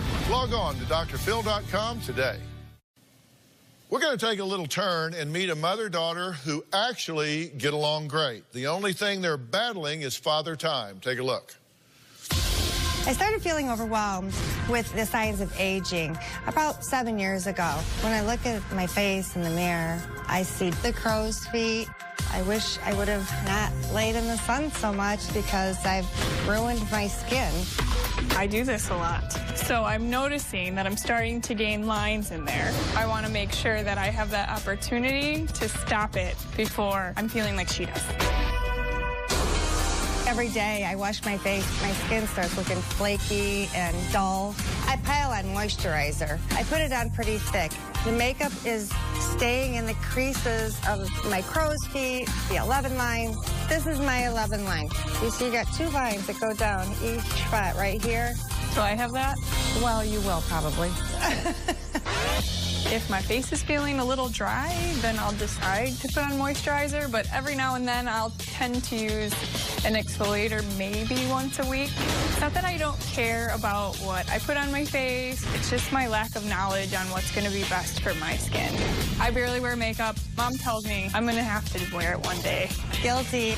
I recently turned 50. It worries me now that the wrinkles are just going to get worse quicker. So we decided to send beauty expert Jamie Krell to pay this pair a visit. Let's see what she had to say. I understand that each of you have major concerns about anti-aging, specifically fine lines and wrinkles. Is that true? That's correct. I'm starting to notice wrinkles on my forehead. Ultimately, I want to make sure that these aren't going to be a concern. There are really easy, simple things that you can do where your skin will really benefit from these ideas and tips I'm going to share with you today. So the 3 major categories are sun protection, diet, and skincare. In terms of sun exposure, do you sit out in the sun? Do you go to the tanning beds? I worked at a tanning salon for a few years, and I would tan probably 3 to 4 times a week. A week? A week. I'm going to try to block that from my mind, but that is awful. Sun exposure is the #1 cause of premature aging. Protect yourself when you are out in the sun. Sunscreen, hat, and sunglasses are always a must. Okay, now tell me about you, kiddo. If I do go out in the sun, I do put on sunscreen, but I try to avoid it if at all possible. That's why your skin looks so beautiful, and we want to keep it that way. So today I'm going to share with you even more tips and information to keep your skin looking and feeling its very best. So tell me a little bit about how your diet is.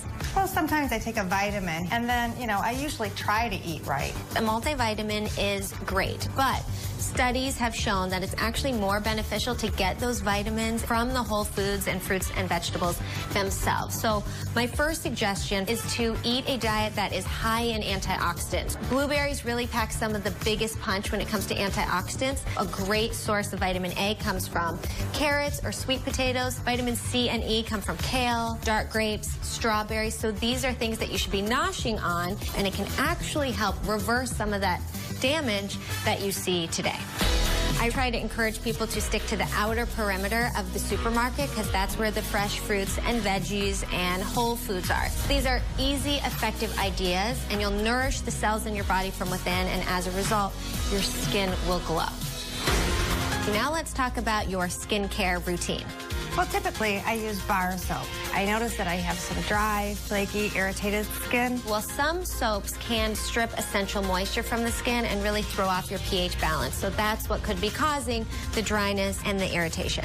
Something else that bothers me is the makeup settles into the lines in my forehead, the crow's feet, around my face. I definitely don't want to have that problem. I'm not great about wearing makeup now, but eventually that's something that I'm going to have to do. For you, Jodine, I would recommend something that is brand new and just launched. It's from Boots No. 7. It's called their Restore and Renew Day and Night Serum. It's really easy to use every morning and every evening right after cleansing, and you will see that this targets and tackles all of your anti-aging concerns. So it's going to put the moisture back into your skin, and this is clinically proven to actually deliver those anti-aging benefits specifically targeted towards mature skin. So I want you to take this. Great. Start using it immediately. Thank you. Okay, now for you, Jen, I want to give you one of my personal favorites. It's from Boots number 7. It's called the Protect and Perfect Intense Advanced Serum. When this product launched over in the UK, it became the fastest selling anti-aging serum. They actually were selling one every 10 seconds. Wow. It's clinically proven to take care and reduce the appearance of those lines and wrinkles in just 4 weeks. So I want to give you this. Start using it right away. I want to let you ladies know you can go and get these right at Target, and they're less than $30. I want you both to be able to start on this path to clear, amazing, beautiful skin. So Boots number 7 wants to give you each a 1-year supply. So you can start today. That's awesome. The results will only get better over time, and you will have the best skin ever. And so you can also try it for yourself. Everyone in the audience is going home with both Boots serums today. All right? I want to thank all of my guests today. Now, if you've been estranged from a loved one, do you find yourself the black sheep of the family? Have you ever thought to yourself, you know, Dr. Phil just might be my only answer? If so, write to me. Send me an email. I want to hear from you. You can reach us at drphil.com. Thanks for being here. We'll see you next time.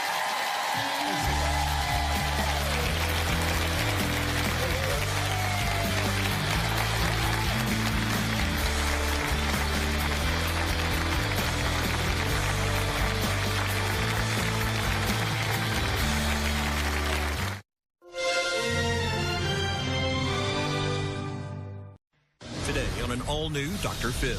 Is her Nigerian husband... He gave you this when he proposed? No, I bought my own ring. A scam artist?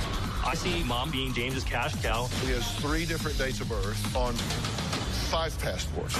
The marriage license, it's got typos. They put an M in license. They don't spell English how we spell. I know Nigerian. I was there. But that doesn't mean you weren't getting played. Let's do it. Have a good show, everybody. Here we go. This is a safe place to talk about hard things. Stand by. We'll count you down. I'll try to be an emotional compass and point you in the right direction. 5, 4. I am not giving up on you.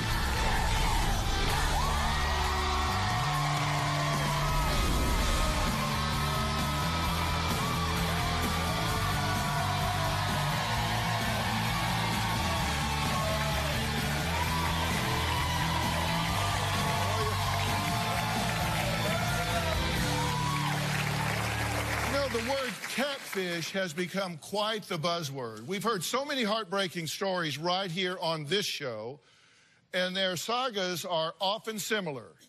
They find the love of their life online. He is usually some handsome man whose picture has been stolen from some unsuspecting stranger. The romance starts with poorly written romantic letters sent to these love-starved women, and then bam! Hundreds, sometimes thousands, or even hundreds of thousands of dollars will be mailed all over the world to these men for very dramatic reasons. Shipwrecks, pirate attacks, disease, surgery, arrest. I mean, these boyfriends need money stat. But what if, just what if, now listen carefully, instead of falling in love through a computer screen, you fell in love face to face. Jordan says that his mom, Deanna, did just that. And he suspects that she's spending the family inheritance money on this Nigerian nightmare. Now, Mom Deanna says none of what I just described applies to her husband. She says the only thing that she has spent money on is the hundreds of thousands of dollars in travel expenses, entertainment, and legal fees trying to get her beloved husband, James, from Nigeria into her home. Take a look. I met James in 2008 when I was on a family vacation in Malaysia. We spent a significant amount of time together. I knew right away he was Nigerian. By the time we were leaving and going home, we said goodbye in the car. We both had a few tears. I was very confident I was coming back to see him again. How I was going to work it, I didn't know. So I flew back 4 or 5 times to see him in Malaysia. After traveling to Malaysia, I decided I would go and meet his family. When I went to Nigeria, I met his family. I felt comfortable. At the end of that trip, James proposed to me, and I accepted. James didn't propose to me with a ring in hand. I'm fairly independent. I designed and bought my own ring. My husband's family took care of the whole entire planning situation. I guess I paid probably a few $1,000s. On our wedding day, we went to the registry.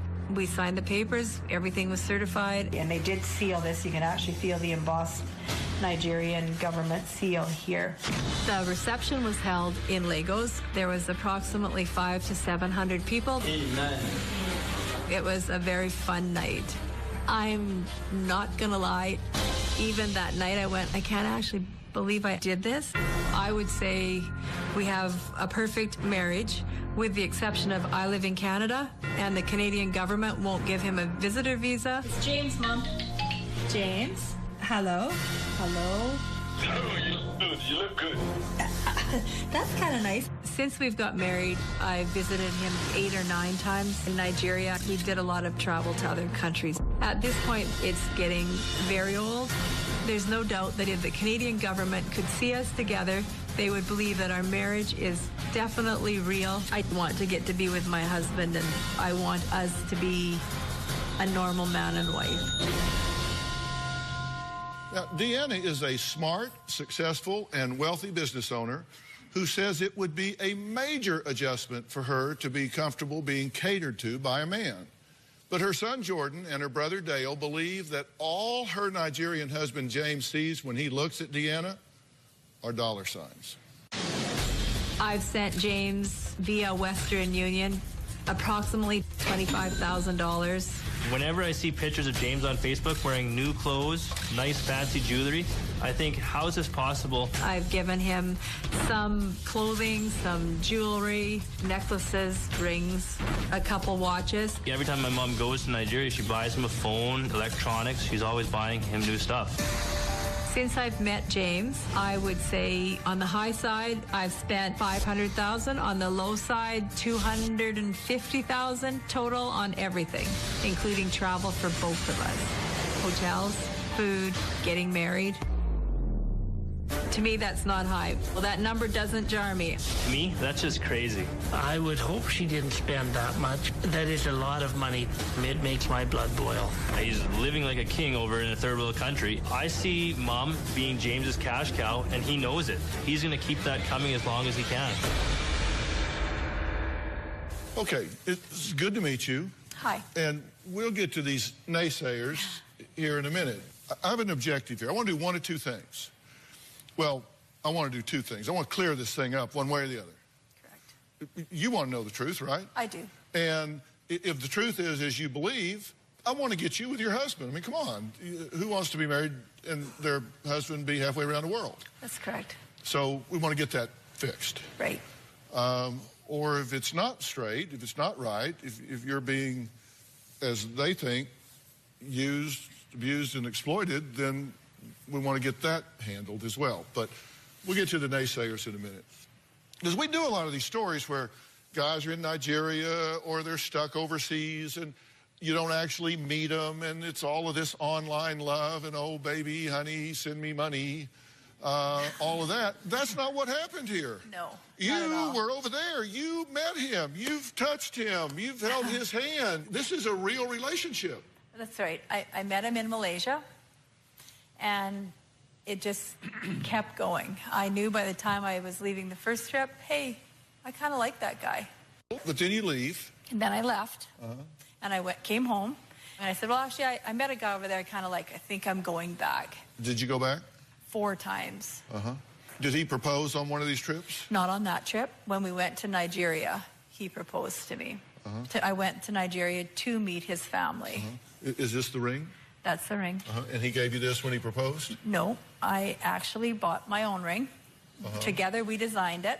Okay, I'm going to put that in the red flag list. Okay, that's fine. Were you guys surprised that she was getting married? Yes. To someone in Nigeria? Yeah, I was very surprised. At that time, he already couldn't get a visitor's visa. He couldn't get anything to come to Canada to see us. I thought, this is going to be hard to get him here. Why was he not coming to see you? He couldn't get to Canada. Why Well, two reasons. I didn't want to apply. He had a wrong age on his passport, and it's no secret, he's a football player. We never made it a secret. Well, actually, it's more than just wrong age on the passport. He actually has 5 passports. One was lost, and it was a duplicate, which but he has 5. shows. And he has Not all. 3 different dates of birth. Okay. On 5 different passports. Right. And he has different names on the passports, right? No, I wasn't aware of the different names. Yeah. Do you know anybody else with 5 passports with 2 names and 3 different dates of birth? No, I don't. No. I don't. Look, I'm fine with that. Address it. Look, I'm just so country boy. I just kind of look at the facts. That's right. Jordan and Dale are convinced that Deanna's husband, James, is not just lying, but is also cheating. We'll be right back.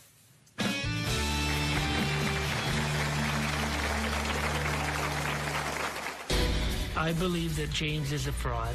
James is a scammer. The Canadian government won't let him in. They just say, no, you're not welcome in the country.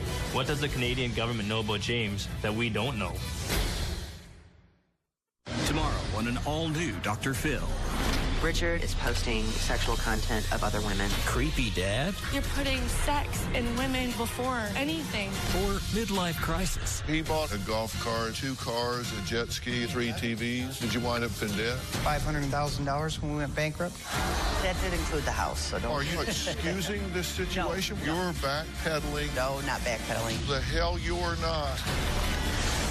That's tomorrow. If James is a scammer that Dale or Jordan think he possibly could be, he would be here in Canada right now, scamming me out of far more than a trip here or a meal there. He would come here for way bigger dollars. Well, Deanna's been married for 6 years. This isn't like 2-week deal. She's been married for 6 years to a man who lives in Nigeria. She says he is the man of her dreams, but her son Jordan and her brother Dale have a very different take on this fairy tale romance. I have no relationship with James other than we're Facebook friends. Everything I know about James comes from my mom. I don't believe anything my mom tells me about him. My mom tells me he's a professional soccer player. It's funny, I've researched him. I found nothing. There's no team photos. There's no individual photos. There's nothing on him playing soccer. I believe that James is a fraud. When my mom told James that she could no longer send him money through Western Union, he went to Facebook and said his ATM was broken. Why is he calling my mom an ATM? I also saw on Facebook where James said, I have a new young wife and a son. Mom says most likely his Facebook just got hacked. I've had Facebook for 7 years and I've never been hacked. I believe that James is living a whole other life in Nigeria. She'll believe anything she can so she doesn't have to say it's a scam. He's had 2 passports with different ages, and somebody wrote down that he was a doctor. The Canadian government won't let him in. They just say, no, you're not welcome in the country. What does the Canadian government know about James that we don't know? These are all massive red flags that prove to me that James is a scammer. Okay, what makes you think he's a scammer? I think he's a scammer. Mainly, he has never been able to come to Canada. Is a huge red flag for me. The fact that when my mom wasn't sending him money, then all of a sudden he goes on Facebook or social media sites, says ATM's broken. Calling my mom an ATM for sure is one massive red flag. The fact that my mom says he's a soccer player, and I can't find him anywhere. Dale, what concerns you? What concerns me? What makes you think he's a scammer? I feel he's a scammer because of the things that we found on Facebook. Your husband's 39? He's 39. And this is his picture. He's 39? Yeah, he's a black guy. Black guys look young. Have you looked at his dad? He's aging well. I mean, doesn't he think he looks young? Actually, when I see him in person, no, he doesn't look that young now. I don't look the same as I looked 7 years ago. You look pretty good. I work hard at it. Well, on these Facebook posts that they're talking about, James refers to you, they say, as his ATM. That's not my husband's type of writing. His grammar is not at all ever like that. Baby, I'm very, very sad. Friend, why are you sad? James, I need money. My ATM is not giving me money. Friend, Which ATM is that? My wife. I actually saw it myself even on there. You don't think... It didn't sound at all like his writing. What an odd person to hack, and what an odd thing to say about that. And then he refers to, this hacker, I guess, refers to James' new wife, missing my wife. He originally said my old wife. He said, old wife, you have a new one? He comments, yes, with a baby boy. I love my baby. That's actually, that picture there, I could be wrong, but you can probably verify it. I believe that picture there was taken at my husband's auntie's house, so it should be very easy to verify. I would be more concerned. Yeah, like who's the girl that about that? I mean, who's he commenting on? Let's ask him. Did the hacker go put that woman in there and take her picture? No, I believe that actually might be even one of his cousins. That would be very interesting to find out and ask. And if you don't mind, I'm not trying to be stupid sounding. Did you ask him? I might have way back then. I'm not the least bit naive. I'm not the least bit insecure. I'm very confident in what I do and in who I am. I'm curious, do you have any concerns at all of the legitimacy or motivation of this relationship that you've invested so much money in? Myself personally, yeah. I have none. I have actually zero. I totally do believe my husband. Deanna says James is the love of her life, but Jordan and Dale believe that all James may be in love with is her money. We're going to finally hear from James after the break.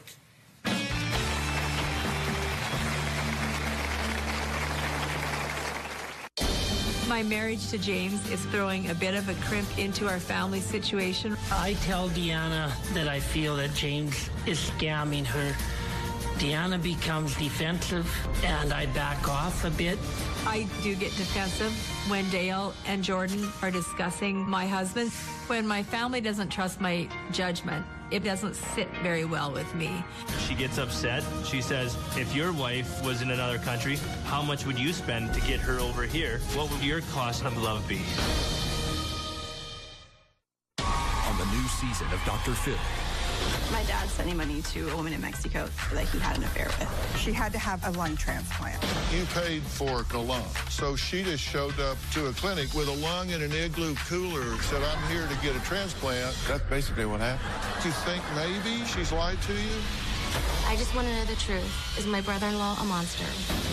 An uncle too affectionate with his 16-year-old niece. You're sending her a letter that says, I love you with all my heart. You put whipped cream on your neck, and Grace says you ask her to lick it off. I don't remember doing that. The creep meter is pegging over here. Plus, you were the facialist to the stars. Jennifer Aniston, Courtney Cox. Accused of hiring a hitman to kill her rival. Did you solicit someone to kill this man? It was one of those, oh, I could kill this person. I should find someone to take him out. You typed out a text message. I have found someone that can do this deed for me. This fall on Dr. Phil. My mom talks about the potential of moving to Nigeria for 8 months of the year.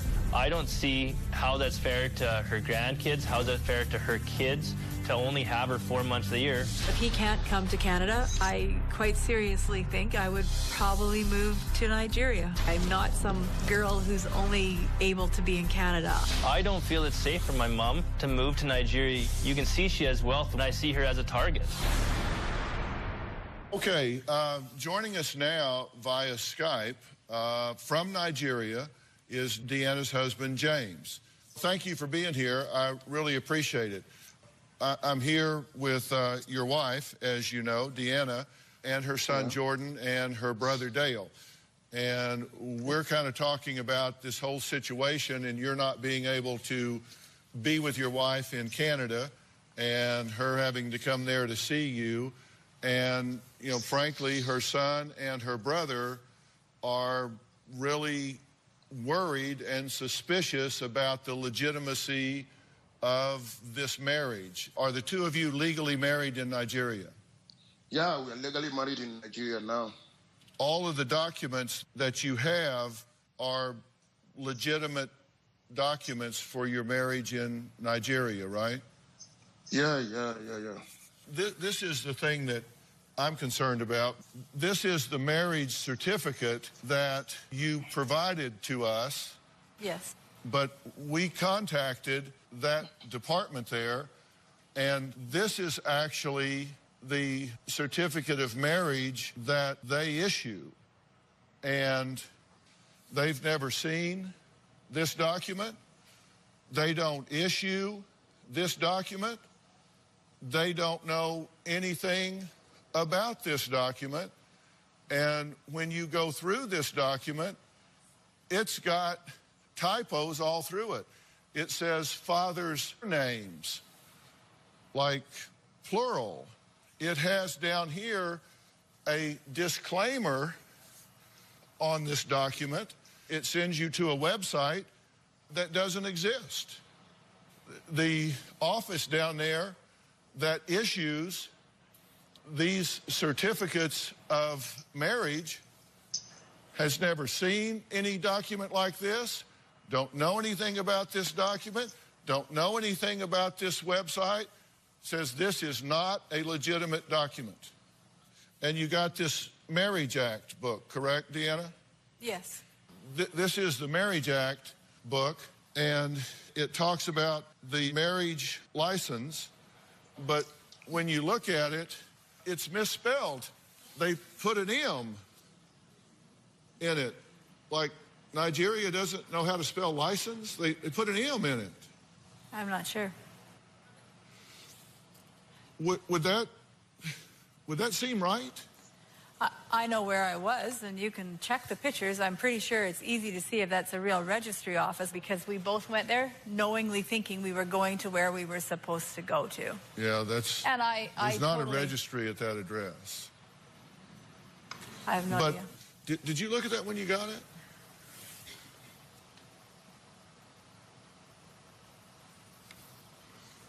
I mean, I would have looked at it that much. Like, yeah. I don't study. Well, if you look inside, if you open it, you were talking about it has a raised seal on it? Correct. Registrar seal. And this says registrar's seal. They didn't type it in right. Actually, I know, whatever. I know you're finding this hard to believe. I'll let him justify it, because I know Nigeria. I know how they spell. They don't spell English how we spell. It's not how we write. Would they misspell registrar?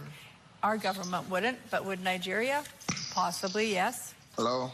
Yes, James, we're here. We're just finding it odd that there are blatant errors in the way these things are typed up. And when we've checked with the Nigerian government and asked, is this correct? They've just said, no, of course not. Yeah, there are also citations in here of the Marriage Act, which comes from the Constitution, and it's not what the Constitution says. There are differences between what it says in here. They've typed it wrong in here from what it says in the Constitution under Section 27 and Section 11 of the Constitution. And then back here, there are 3 phone numbers that you can call if you have questions. Correct. And a website that you can go to get information. Correct. The 3 phone numbers are dead. That's not abnormal for Nigeria. The website doesn't work. And that's not abnormal. I'm not making excuses. It's not abnormal. And the website they send you to the email here for the government is an address at yahoo.com. I'm not going to lie, I didn't read it. I guess I went in naive in the fact that I trusted my husband, his family was there, our friends were all there, I traveled with him, everything happened. When I did travel with him, I've never felt scared. He's had ample access to hold me hostage. Okay, well, I'm not suggesting he wants to hold you hostage, but I'll tell you what, let's take a break. We'll be right back.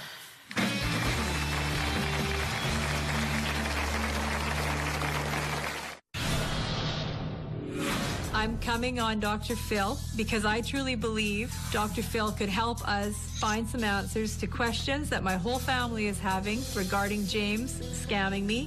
I would just like Dr. Phil to be able to help me to somehow get him to Canada. We've done everything we can to prove that our relationship is legitimate. I have no doubt in my mind that this is a real marriage, and I truly believe I'm not being scammed. You were saying that in coming here, you're hoping to get some clarity and hoping that I can help with this. And let me tell you, if I can be convinced that this is a legitimate situation, then I would do anything I could. For me to stand up for somebody, I need to know the facts, and they're going to have to look me in the eye and give me straight-up answers. And I'm a football player, so I've got 5 passports with 3 dates of birth and 2 names on it. Is not a straight-up answer.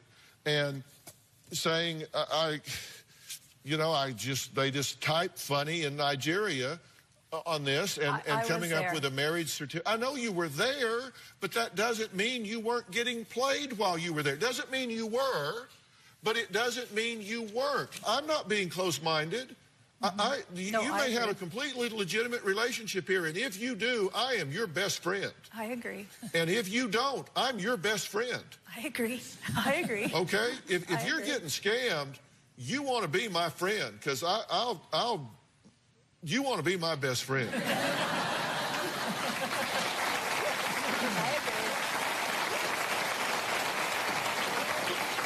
I'm like a dog with a bone, but if I'm talking to somebody that's like, well, that doesn't matter, that doesn't matter, that doesn't matter, you got to pull your head out and say, I want answers to that too. I do want I want answers to that too. You are in possession of what I believe to be a fabricated document germane to your marriage. If that doesn't give you pause, there's something wrong with your logic. Okay, and I'm good with that. I want to find out. Okay, That's why I'm here. Just so we're connected here, eye contact. Right. I agree with you. 100. Okay. I'm good with that. Okay. That's all I'm saying. Yep.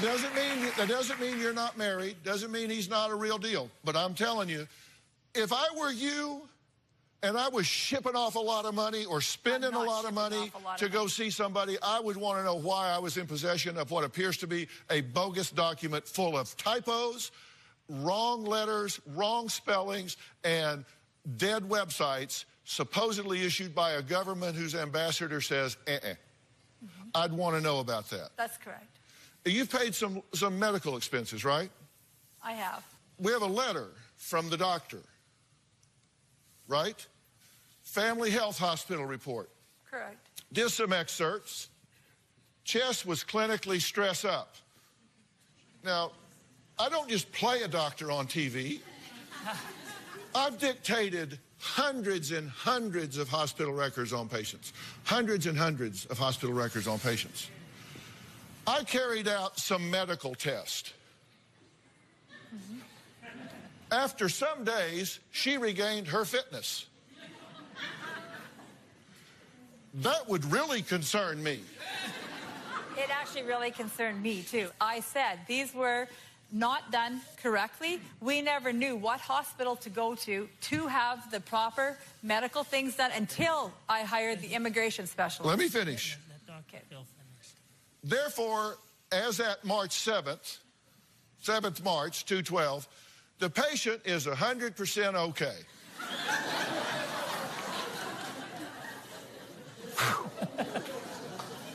Glad we've cleared that up.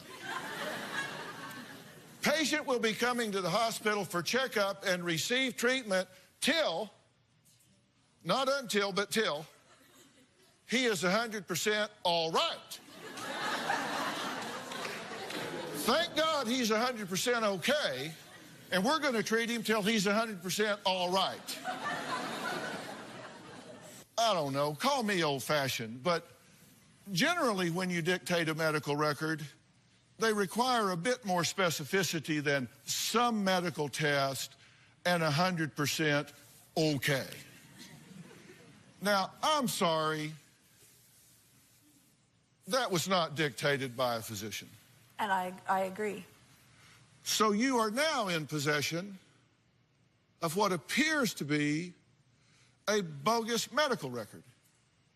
I think I You actually can put have that about in the 4 of stack those in with there. your bogus marriage record. I went there, I took the actual copy of the paper, I took exactly how much money they needed to be paid. We went to the proper place. There's only a few of them in Lagos. We went to the proper doctor's office. We got the report. We don't even see the report. The report gets sent directly to London. All we get is a receipt from them, and that's what we get. Do you have a copy of the proper ones we've had? No, because the government is keeping them. But he asked for money because he was sick. Only one time did my husband say he needed a little money when he had malaria. He did have malaria. James, who is the woman in the picture behind the car on your Facebook page? I don't know. Are you married to another woman with whom you have a child? Tomorrow on an all-new Dr. Phil, his buying spree. A golf cart, 2 cars, 3 TVs. Bankrupted them. That did include the house, so don't... You're backpedaling. No, not backpedaling. The hell you're not. That's tomorrow.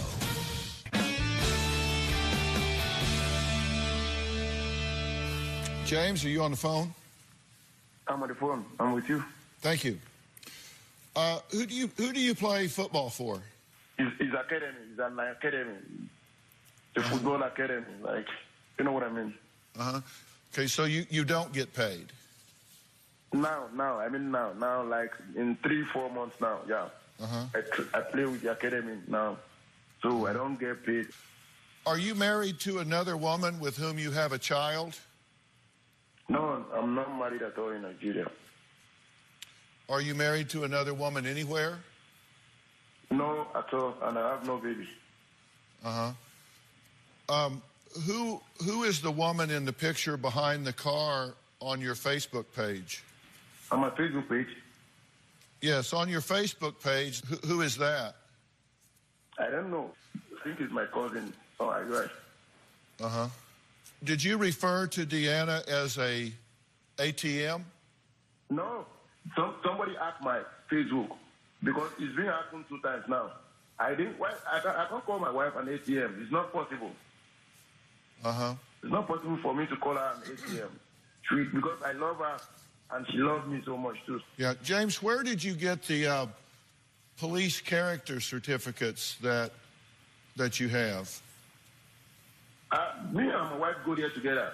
My concern here, again, is this is Nigeria police character certificate. This is a certificate that they supposedly do that says this is to certify that according to criminal records recorded in Nigeria that this person, there's no trace of any convictions, and there are 3 of these, and we start comparing these to the ones that they actually give, and this one says no convictions instead of no convictions, and this is a printed form. And then we have another one here, and they don't bother to have Nigeria capitalized on their official document. You present these kind of things to Canadian officials. I'm not disagreeing with you. We've hired guys over there who Yep. I can explain a little. I've been there myself in person when one of these were done, not at the police station, where we've hired a guy. This is true, and this is why I'm not sticking up for my husband. He's a little naive. Sorry, I'm not being rude, but he's a little naive. So was I. I'm no longer naive. When these reports were done, one time, and I remember this distinctively, a guy came on a bike, picked up his identification, his stuff, went to the police shop, came, and we went and did our own thing, having fun in Nigeria as much as you can have, and he brought us back the report. And I said to my husband at that time, this isn't what the Canadian government wants. The Canadian government needs an actual report similar to what we would get here. Only I've been stopped by the police at gunpoint numerous times when I'm with my husband. My husband will get out and say, what are you doing? She's my wife. She's allowed to be here. They'll literally take my purse, search me right in the middle of the road, make sure I'm willingly there. You name it, I saw it happen. I've been there enough trips. In Canada, would that happen? A cop would never pull you out of the vehicle and say, here, we want to check you. Not with a gun pulled. Come on. It's not Canada. These documents, because we were naive and stupid back then, I'm not going to lie. It's crazy, and the story sounds ridiculous. We have learned since then. But these aren't legitimate documents. The one that police have now is legitimate with fingerprints. But it's convictions, and they don't capitalize the name of the country. I never read them. Call me dumb, call me stupid. I'm not kidding, I'm busy. You flew us here at the drop of a hat. I had to quit work. I don't want to call you dumb or stupid, but I want you to listen to the fact that you are being given documents that have been fabricated. My husband's about as smart as me in that area, and I don't mean to be silly. Isn't it time to get smarter about this? We are smarter. We have done the right stuff. That's why I hired an immigration specialist to say, look I have a company. I'm a busy, busy person. I need help here. Well, you're getting help here. And that's what I want. I'm giving you useful information. Where does Deanna see her marriage going now? I'll ask her and talk to these guys that love her for sure when we come back. Do you need Dr. Phil's help? Text Phil to 88500 and share your story for a chance to appear on the show. Standard message and data rates may apply.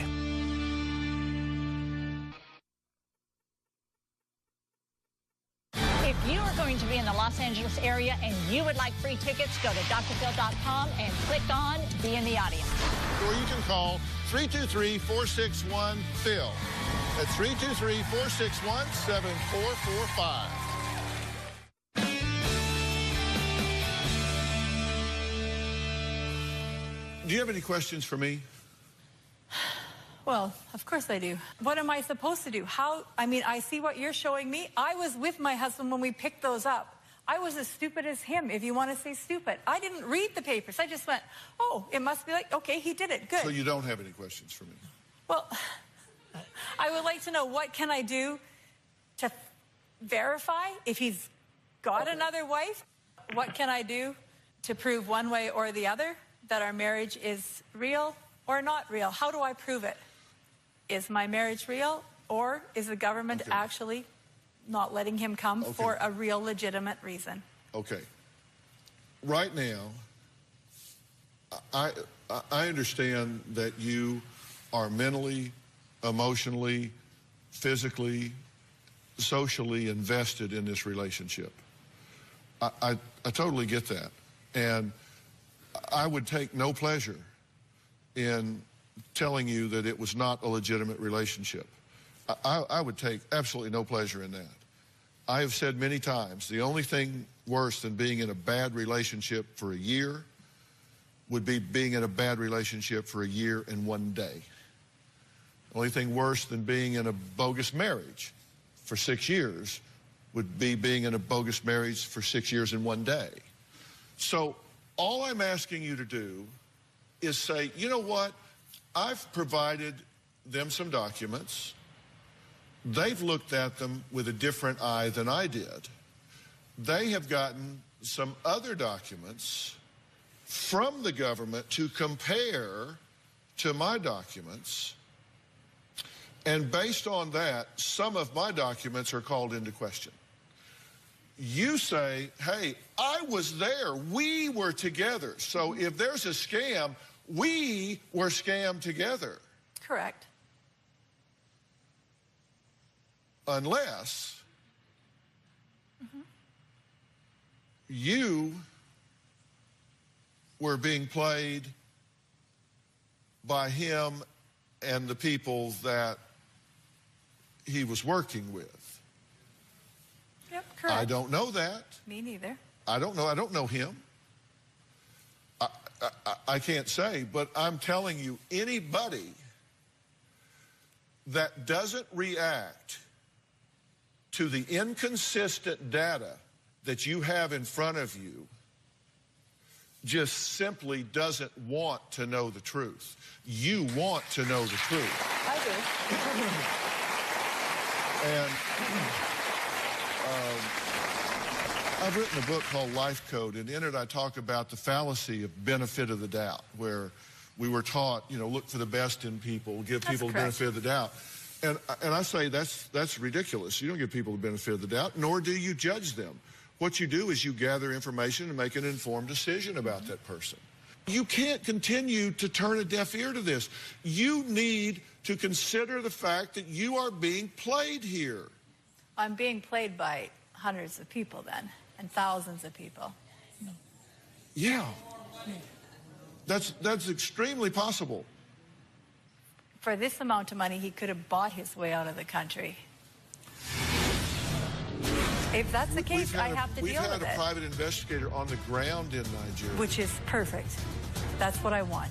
And it's not coming up good. Do you have an adult child who still lives at home and expects you to pay their way? If so, go to drphil.com. In fact, do it before the end of this sentence and tell me your story, because you need my help. Ready to get real? Go to drphil.com for advice on relationships, parenting, finances, and more. Plus, weigh in on your favorite episodes, share your stories, and find support in the Dr. Phil community. When you sign up for the community, you will automatically be subscribed to the Dr. Phil Show newsletter. Log on to drphil.com today.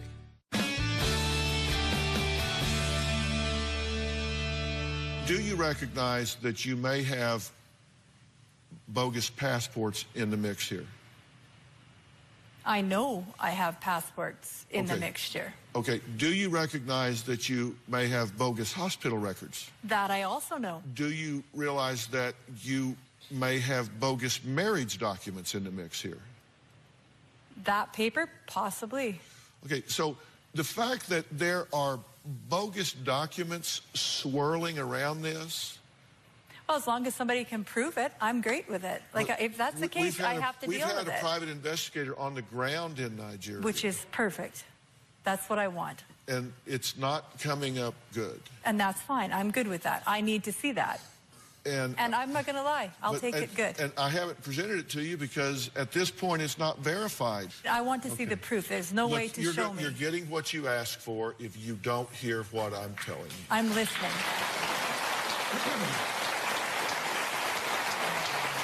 You have been warned with black and white information that says you need to proceed with caution and you need to verify and find out, not through him, independently, through the government. You need to find out what's going on. How do I prove that through the government? Independently. I agree, but how? And there are agencies over there, and we can put you in touch with Ambassador Tinalabi's office, who will walk you through this. That would be perfect.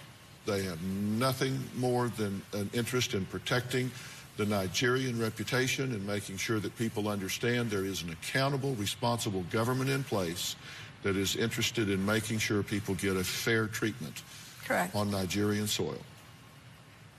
And I'm good with that. And we will make that introduction and make that happen for you. Perfect. Thank you. Okay. Have I made a fair presentation here? I just hope that she doesn't go over there until we do have results again. I don't want her to be putting her life. This can start immediately. Nice. Thank you. Okay. Thank you. Fair enough? Yeah, thank you very much. Fair enough? Yep. Okay. Special thanks to all of my guests today. If you have a story that has you saying, Dr. Phil, I need you to listen to me, and I will listen. I want to hear about it. Log on to drphil.com. Tell me where you need help. I mentioned my book, Life Code, to Deanna. You guys have been great today. Everybody in the audience is going home with a copy. We'll see you next time.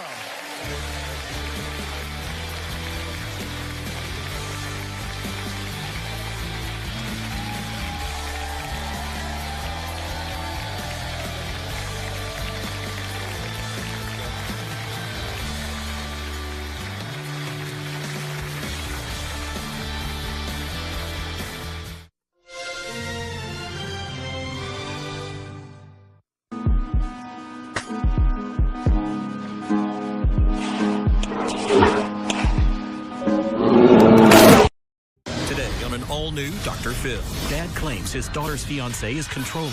I haven't talked to my daughter in 3 weeks. That's not my choice. Abusive. She told me about the hitting and the biting. You personally saw the bite marks on her arm. And to make matters worse, she said he had choked her. I never said that he strangled me. She's defending him. He got punched in the arm, thrown into the refrigerator. Because I did deserve it. Let's do it. Have a good show, everybody. Here we go. This is a safe place to talk about hard things. Stand by. We'll count you down. I try to be an emotional compass and point you in the right direction. 5, 4. I am not giving up on you.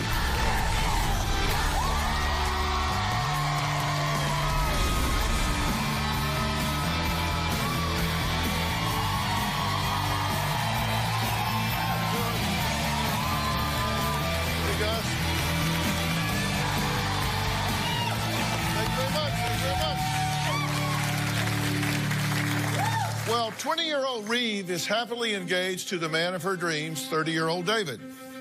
Now, David recently announced their wedding date on Facebook, June 23rd, 2016. Now, this exciting time should be celebrated by all of Reeve's family, right? Hold the wedding bells. Because this is the Dr. Phil Show, and of course, there's always the opposing side. In this case, Reeve's sister Riley has something to say. I will do whatever it takes to protect my sister from her jealous, controlling fiancé. And Reeve's father, Kim, says, David is a punk and a user. So why are Kim and Riley so against Reeve marrying David? Well, one, they say Reeve moved in with David after dating for 1 week. 2, last New Year's Eve, Reeve called her family hysterical, claiming David hit and choked her. 3, after Kim rescued his daughter, she eventually went back to him, and Reeve and David are now engaged. So Kim and Riley have come to me for help to, quote, save Reeve before it's too late. David is bad news. David is an abuser. 8 months after David and Reeve moved up to Oregon, they split up because she accused him of abusing her. Reeve told me he had grabbed her arms, hurt her wrist, it popped, and ever since then it has hurt her and been painful. She had bite marks on her arms and bruising on her neck where he had grabbed her by the throat when he slammed her against the refrigerator. David hadn't been letting her leave the house or eat what she wanted. She got back together with him about a week and a half ago. It's ludicrous to go from 0 to 60, from hating this guy, calling him her abuser, to defending him, moving in with him again, being engaged to him, is insane. I think she is naive and being brainwashed. Reeve told me that she lied about the abuse. I don't believe that she was lying. It was obvious to me that this was not something she was making up. I heard from several people that he had a reputation of abuse. I'm very afraid that David will hurt her again. Okay, do you two have any doubt at all that he has abused Reeve? Do you have any doubt at all? I have no doubt at all.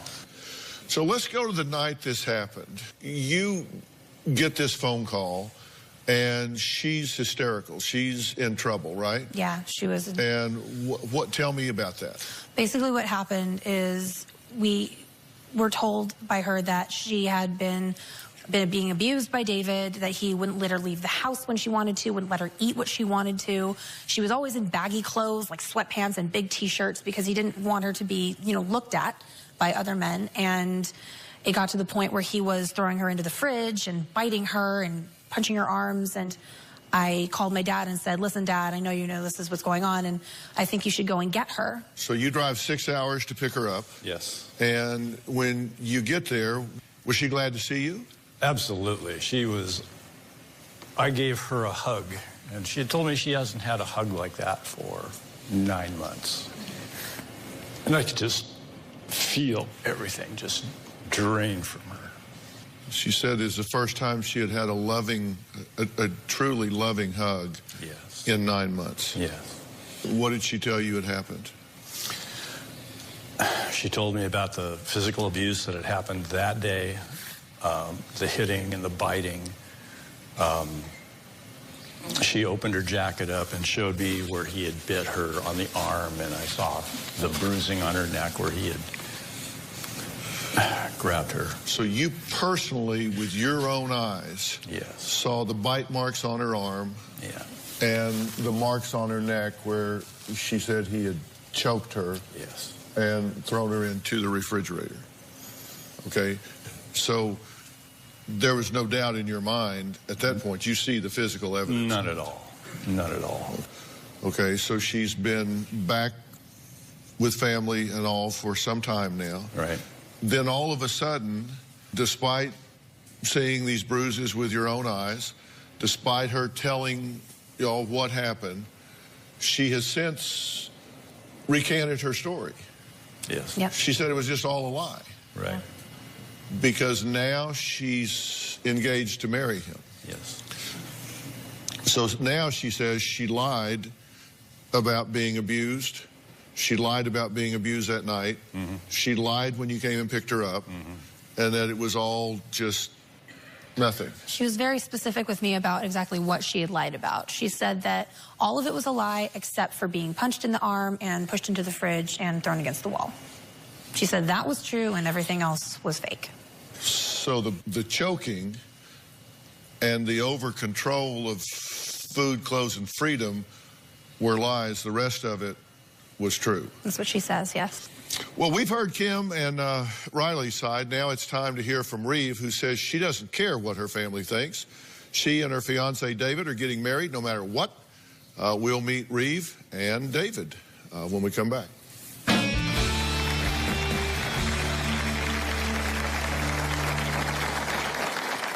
If I was in danger and if I wasn't happy, I wouldn't have the ring on my finger. I highly regret punching Reeve in the arm and pushing her against the refrigerator. I do admit that I exaggerated the truth about the abuse.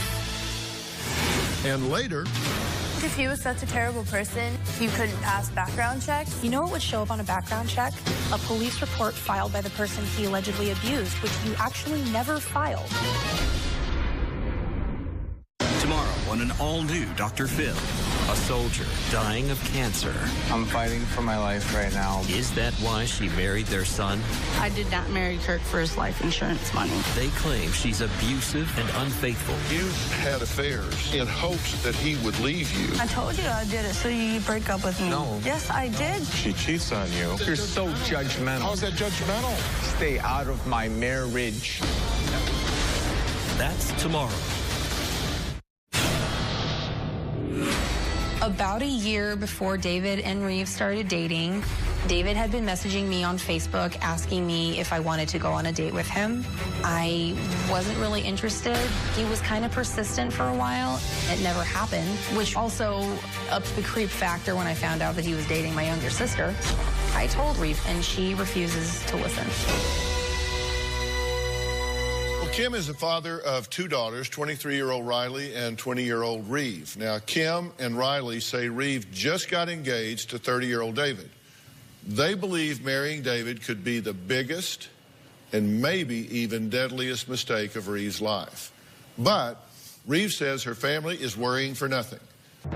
I want my sister to stay out of my business because I'm an adult and I can make my own decisions. Riley is a meddling and conniving person. I do wish my dad and sister would just move on. He's completely convinced that David has brainwashed me. The biggest issue in Reeve and I's relationship right now is that Kim and Riley will not butt out. Kim can't shut up for 5 seconds to hear what his daughter has to say to him. Reeve's father to me is a waste of my time.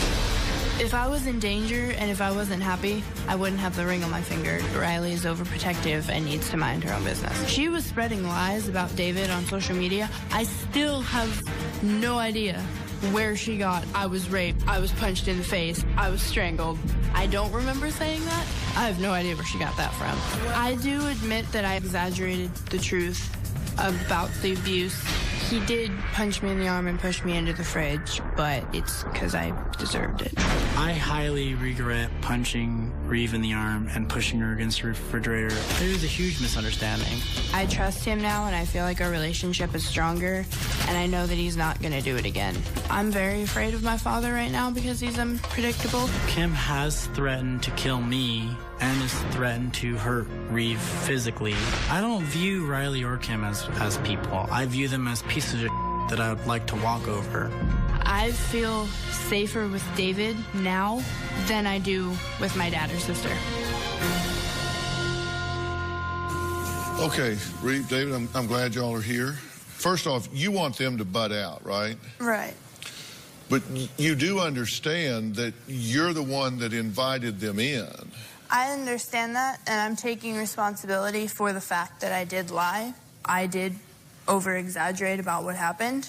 No, the taking the phone, the eating whatever I wanted, and me dressing how he wanted me to, that wasn't true. He would take my phone when we were having a conversation, because I would be on it all the time. I couldn't eat hot Cheetos before dinner. That was it. And he didn't want me wearing clothes because he didn't want other guys looking at me, which I understand, but I never said that he raped me. I never said that he strangled me. I didn't have bruises on my neck. So what we do know is that you were up there because you wanted to be. Yes.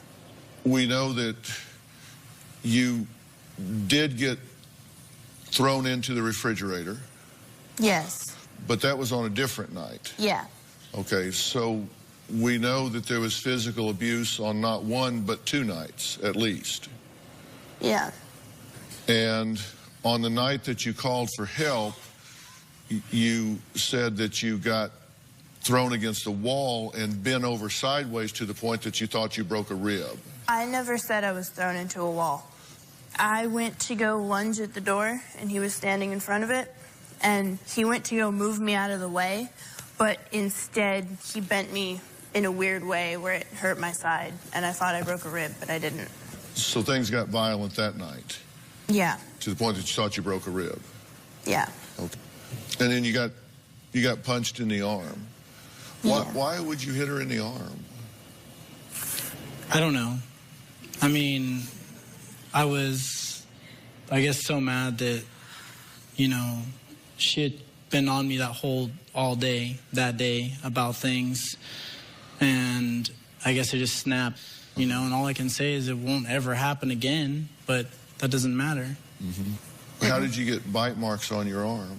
I had said something that he didn't like, and he grabbed my arm and he lightly bit me. It was enough to leave a mark, but not break the skin. Yeah. Why would you bite her? Why would you even think to bite her? I have no excuse for that. I mean, there's nothing I can say that could justify that. I did go seek help after that just to figure out why I was so mad at the world. Okay, let's take a break. After only being back together for a few weeks, David posted on Facebook that he and Reeve were engaged. But he also hinted at something else that struck a fearful nerve in Reeve's father. We'll find out what that was when we come back.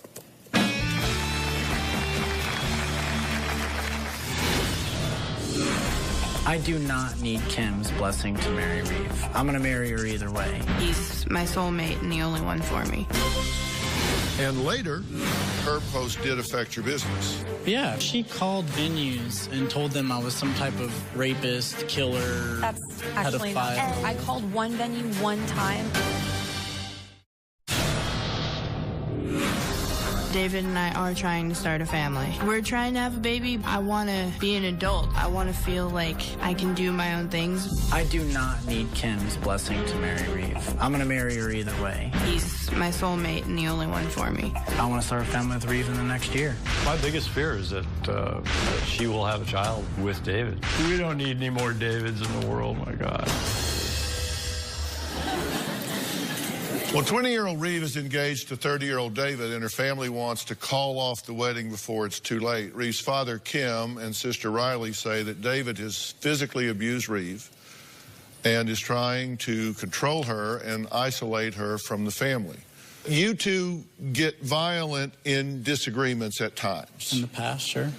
And you have been punched in the arm, been over to the point that you thought you broke a rib, bitten on the arm, and thrown against the refrigerator, and had marks on your body. Now, those are things that are not in dispute. If you were a father of a daughter and those facts were in evidence, would you feel any differently than this man does? No, I wouldn't feel any differently. And then when we ask you about the clothes, you say, no, she's full of it. He's not having me walk around dressed in these baggy clothes. But then you said, as far as clothes, he doesn't like me dressing where other guys look at me. So you confirmed that. Right. And you said, as far as me eating, it's just hot Cheetos before dinner. Other than that, yeah. But you say he does, in fact, commentate on your wardrobe because he doesn't want you dressing in a way he would consider provocative with other guys. So that's confirmed. So those 6 things are confirmed. So the only thing in dispute is really whether you were choked and he controlled your phone. He never choked me and he didn't control my phone. That's what I say. Those are the only 2 things that are in dispute. The other things are confirmed. You said you lied and you made it all up, but those 6 things are not lies. Those are not in dispute. Those are true. The 2 of you confirmed those. Yeah. So would anyone expect a family to be other than concerned? Well, of course not. Now, you said, I've gotten help. Tell me about your help. Well, I was up late one night and I saw like one of those, commercials. And basically you call and it's like a psychiatrist you talk to about all your problems. You tell them everything that's been bothering you for as far back as you can remember. And then you hear what they have to say back. And I did that for a while until I figured out what was really bothering me. And then I finally figured it out one day that, oh, that's why. Mm-hmm. What was the revelation? The revelation is that for probably like over 20 years, I didn't talk about my father's death. For over 3 years, I didn't talk about my buddy Gary's death. And these are things that changed my life dramatically. And I didn't talk about me and my brother not having a relationship. So it kind of just all hit me at once. Like, this is why I'm so angry, because I didn't have any of that in my life growing up.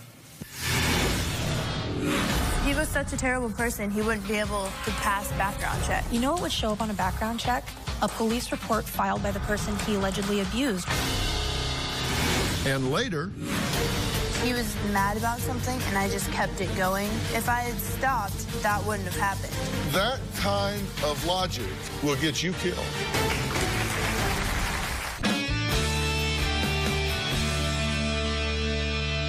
And y'all set a wedding date. Yeah.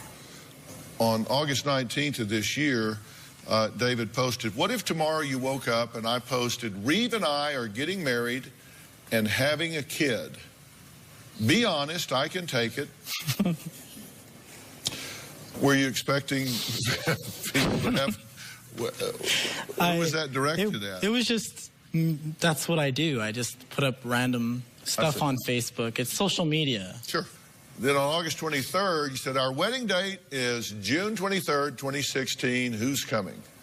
So just kind of a statement. Hey, well, that's true. It was asking who's coming generally, out of friends and whatnot. Sure. And that's her 21st birthday, and that was her decision. I asked her, what day would you like? And that's what she said. So we stayed with that. Uh-huh. And y'all have been active on the internet as well. This is after the New Year's fight on February 11th. This went up. This is my sister. Last year, she moved up to Oregon with her now ex-boyfriend, David. During that time, 8 months, He threw her against their fridge, strangled her, bruised her, forbid her from leaving the house or using her phone, and told her every day that we, her family, were trash.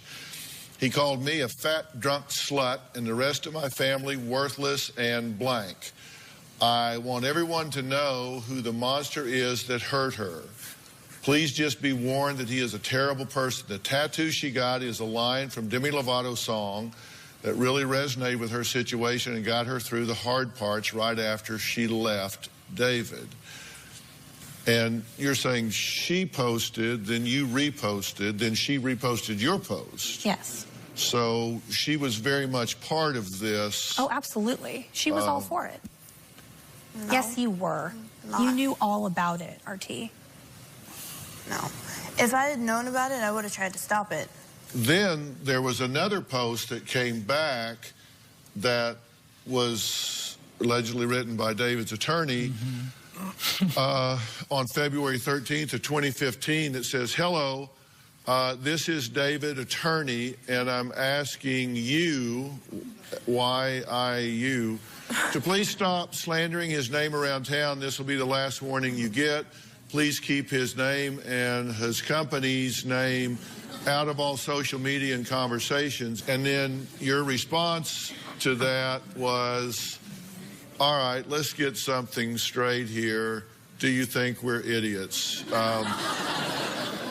Did you type that? I had nothing to do with that. Actually, one of my friends came forward and admitted to me that he went to them, and I told him afterwards, well, we're not friends any longer because you shouldn't be getting involved in that business anyway. And you said that her post did affect your business. Yeah, of course it did. Shows canceled because people said, you know, what? Well, she called venues and told them I was some type of rapist, killer, That's actually not. pedophile. I called one venue one time, and all I told them was that you are not a person to be trusted. Generally what you had done to my sister, and that you were not a good person, and then let them do with that information what they wanted. How is that your business to do that? It was my business because of what she told us that you did to her. Yeah, and I was but furious I would never with call you. your job and be like, hey, You don't have a somebody reason raped to. I'm not a terrible somebody person. killed you, somebody did this.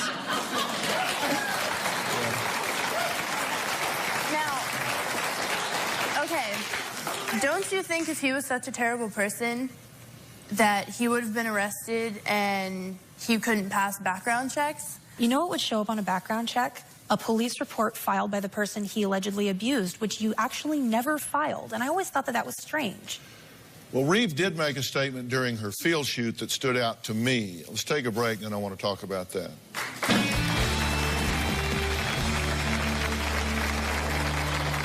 Tomorrow on an all-new Dr. Phil, a soldier dying of cancer. She married him for his life insurance money. I'm not that evil. You owe him the truth, and I want to know on his behalf, what the hell is the truth? That's tomorrow.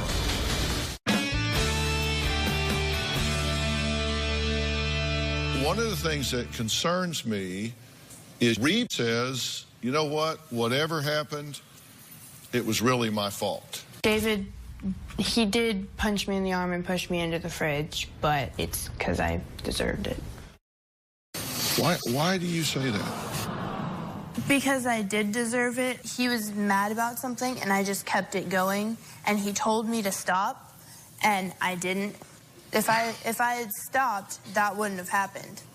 You all know that my wife, Robin, has made it her life's mission to help empower women. 2 years ago, she started her foundation, When Georgia Smiled, which is dedicated to helping women and children live happy, safe, and joy-filled lives, free from the fear of abuse. And one of the foundation's first projects was the Aspire Initiative, which is an interactive curriculum designed to help tweens, teens, and adults understand, identify, avoid, and safely escape abuse if they're in that kind of situation. Robin, come join us, if you will. Come up here for a second.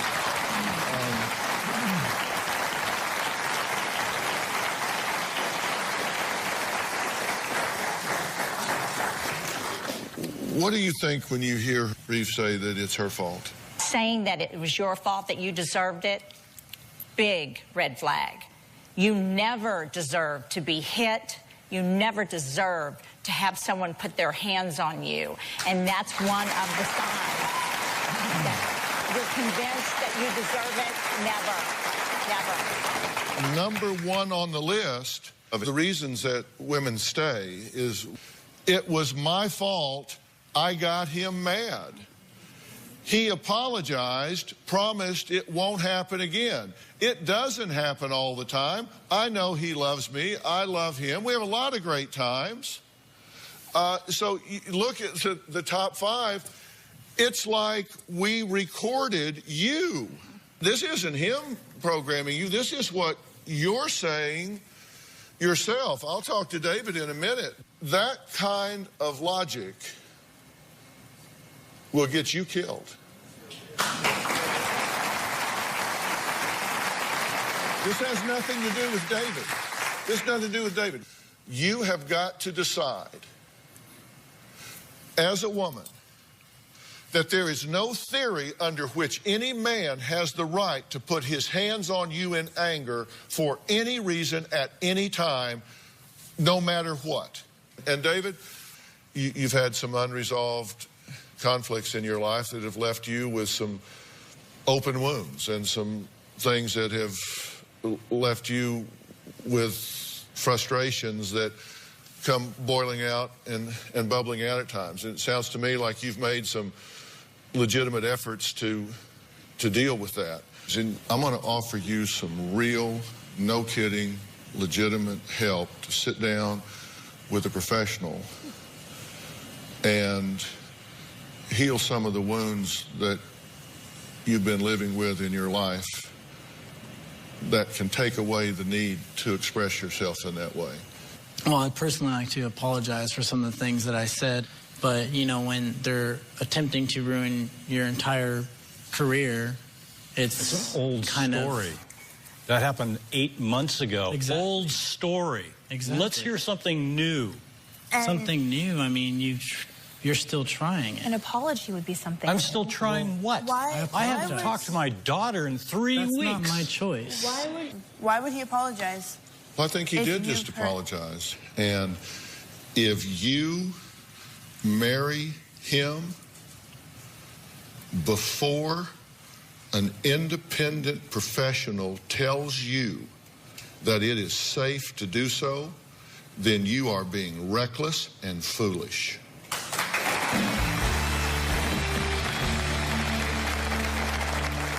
If you are going to be in the Los Angeles area and you would like free tickets, go to drphil.com and click on Be in the Audience. Or you can call 323-461-PHIL. That's 323-461-7445. Do you hear what I'm saying about the fact that you're not even almost ready to get married? Yeah.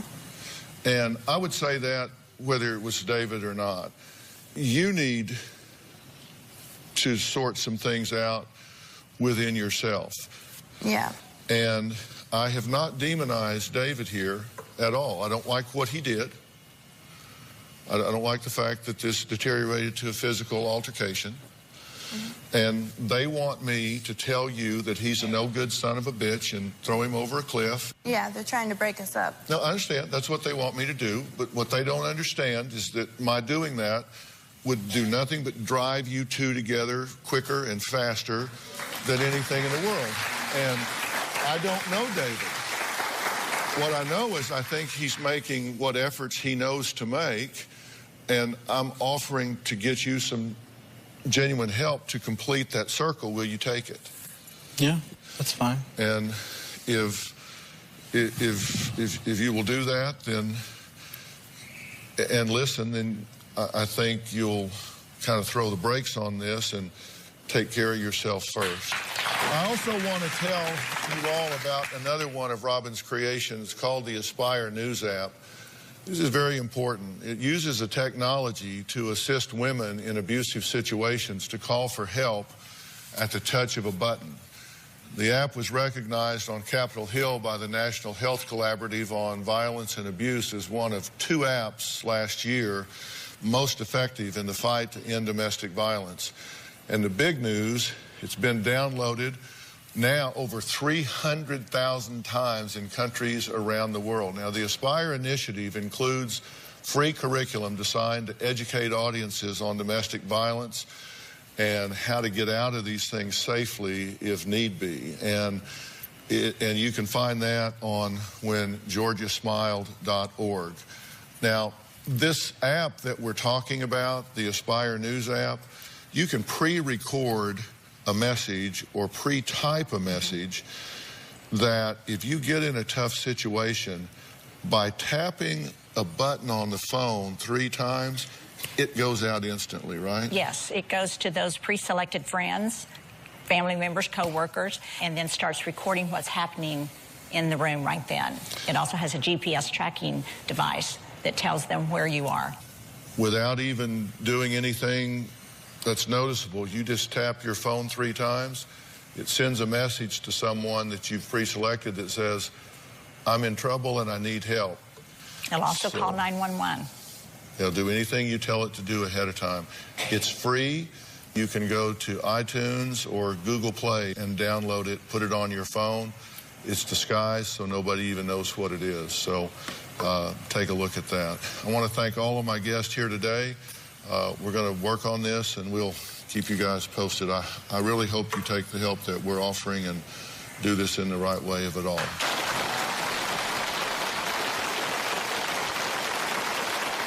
Probably think we're going to wrap things up and Robin and I are going to walk off this stage. Well, we're going to do things a little differently today and, well, shake things up. You'll find out what I mean after the break. Ladies and gentlemen, your starting lineup for the walk-off. Dr. Phil and Robin. Ready to get real? Go to drphil.com for advice on relationships, parenting, finances, and more. Plus, weigh in on your favorite episodes, share your stories, and find support in the Dr. Phil community. When you sign up for the community, you will automatically be subscribed to the Dr. Phil Show newsletter. Log on to drphil.com today. Now, as I said earlier in the show, Robin founded When Georgia Smiled 2 years ago. And since then, she's been busy helping to educate, enlighten, and inspire people all over the country. I'm here to invite each and every one of you to join me in taking action. Robin was asked to be a featured speaker at Miami-Dade. It concluded with over 1,000 students downloading the Aspire app on their phones at the same time. When Georgia Smiled has donated to organizations like Wings that helps women all over the country escape domestic violence. I would like to give Wings a donation of $10,000.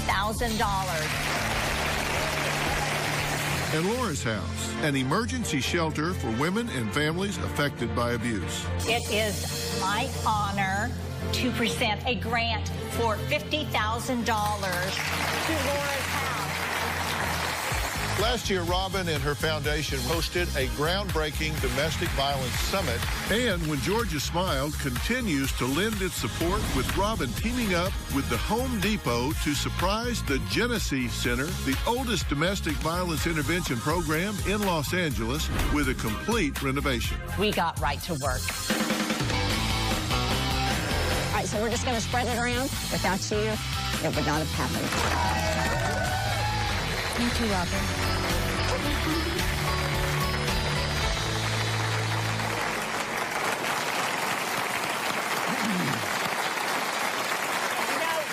Just getting started. I am very proud of everything we've accomplished so far, and I'm even more excited about the next chapter of When Georgia Smiled, because I partnered with an amazing company called Omaze. What I love about this organization is that people can help their favorite charities with as little as a $10 donation and the click of the button.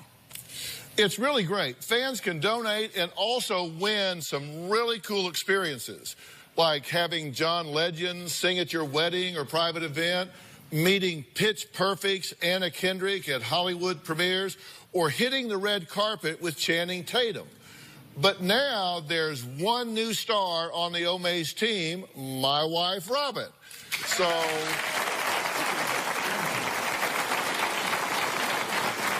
what will your fans get a chance to win when they log on to omaze.com/Robin and donate to win a walk a day in your shoes?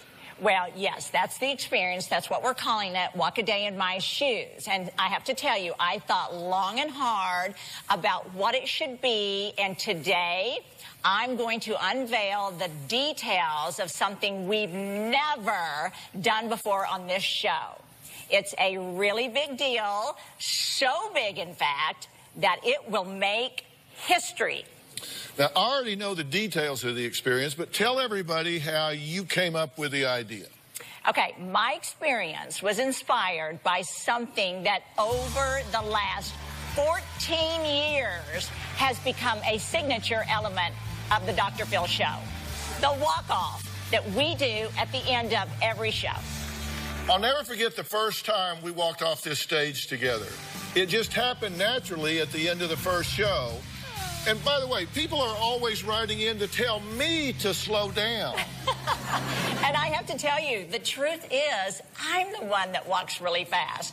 And I have to tell everyone, it's not him, it's me. Thank you. And I have to say, I did the math, and we have walked off the show about 2,305 times. Wow. And I decided that it was time to invite someone to join us for a once-in-a-lifetime dream experience in Hollywood that includes joining the two of us for the signature walk-off. Phyllis and I even came up with a few new ideas to shake things up. We like to have fun, so we thought, history making, one fan, let's do something fun. So take a look at this.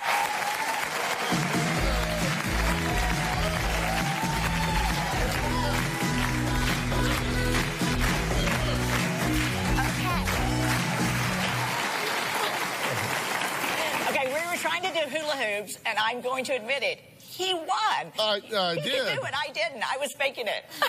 Yeah, I did mine. I know. He did it. Yeah, okay. All right, then we decided, all right, let's do it like a basketball starting lineup, right? Yes. Okay, take a look at this. Ladies and gentlemen, your starting lineup for the walk-off. Dr. Phil and Robin. Let's do it.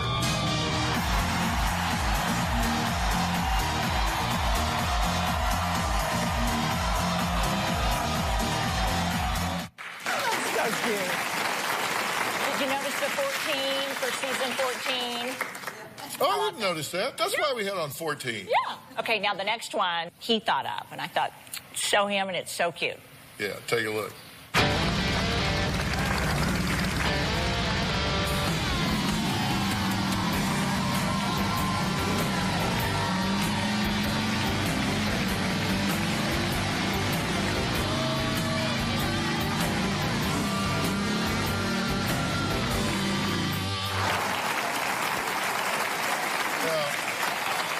Get into leaving that way every day. I love motorcycles. He does. I can't ride them anymore. They think, you know, you don't want to get falling off of them. Oh, that would scare me to death. Yeah, No. I know. Well, look, that was all fun, but the walk-a-day in Robin Shoes experience is more than just a history-making walk-off with us, right? That's right. And I'm rolling out the red carpet for the winner and a guest.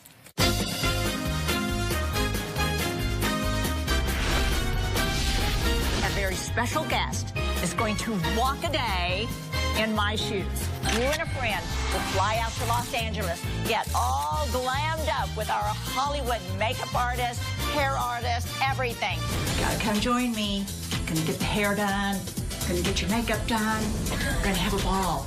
Now, ladies and gentlemen, introducing Robin McGraw! And then you'll join me here on the set, right here next to me, for a very special taping of the Dr. Phil Show. Here's where we make history. At the end of the show, you will become the first fan ever to join me and Philip on national television for our signature walk-off. It's so much fun here at Paramount. Walking today in my shoes or riding in my car. We have fun, don't we, girls? Yes, we do. You can be here with us having a blast, and it's only $10. That's right. For $10, you get a chance to walk a day in my shoes and be a part of all of this. Well, so the winner and their guests fly here, stay at a luxurious hotel, arrive at the Paramount Studios by limousine, get escorted to Stage 29 where we film the show, where they will meet you and start doing all of your things. That's right. It's going to be so much fun. And then after that, the three of us will then walk off together and make history. And all of it just takes a $10 donation to win. That's it. Right. That's right. And there are also so many ways to increase your chances of winning by donating more. For example, if you donate $50, you get 500 chances to win and a digital thank you video from me. So if you go to the Omaze website at omaze.com/Robin, I'll have the full auction list. The more you donate, the more chances to win special prizes like an autographed pair of my shoes or some even more fun items that I have designed, like a moleskin leather journal, a gorgeous leather tote, and a super cute, comfy T-shirt that I just love. The more you donate, the more chances you have of winning. So they can win these shoes. Yeah, yeah. Those bright shoes. Oh, that's it. I might donate. I might try to win those. So go to omaze.com/Robin, where you can also watch the different walk-offs you've seen today. And most importantly, Omaze is where you can help women affected by domestic violence by donating to win her Omaze Experience Walk a Day in Robin's Shoes. That's the most important thing, because all of this that we're doing, it goes to helping women that are suffering in domestic violence situations. Thanks to all of my guests today. We will see you next time. Thanks so much.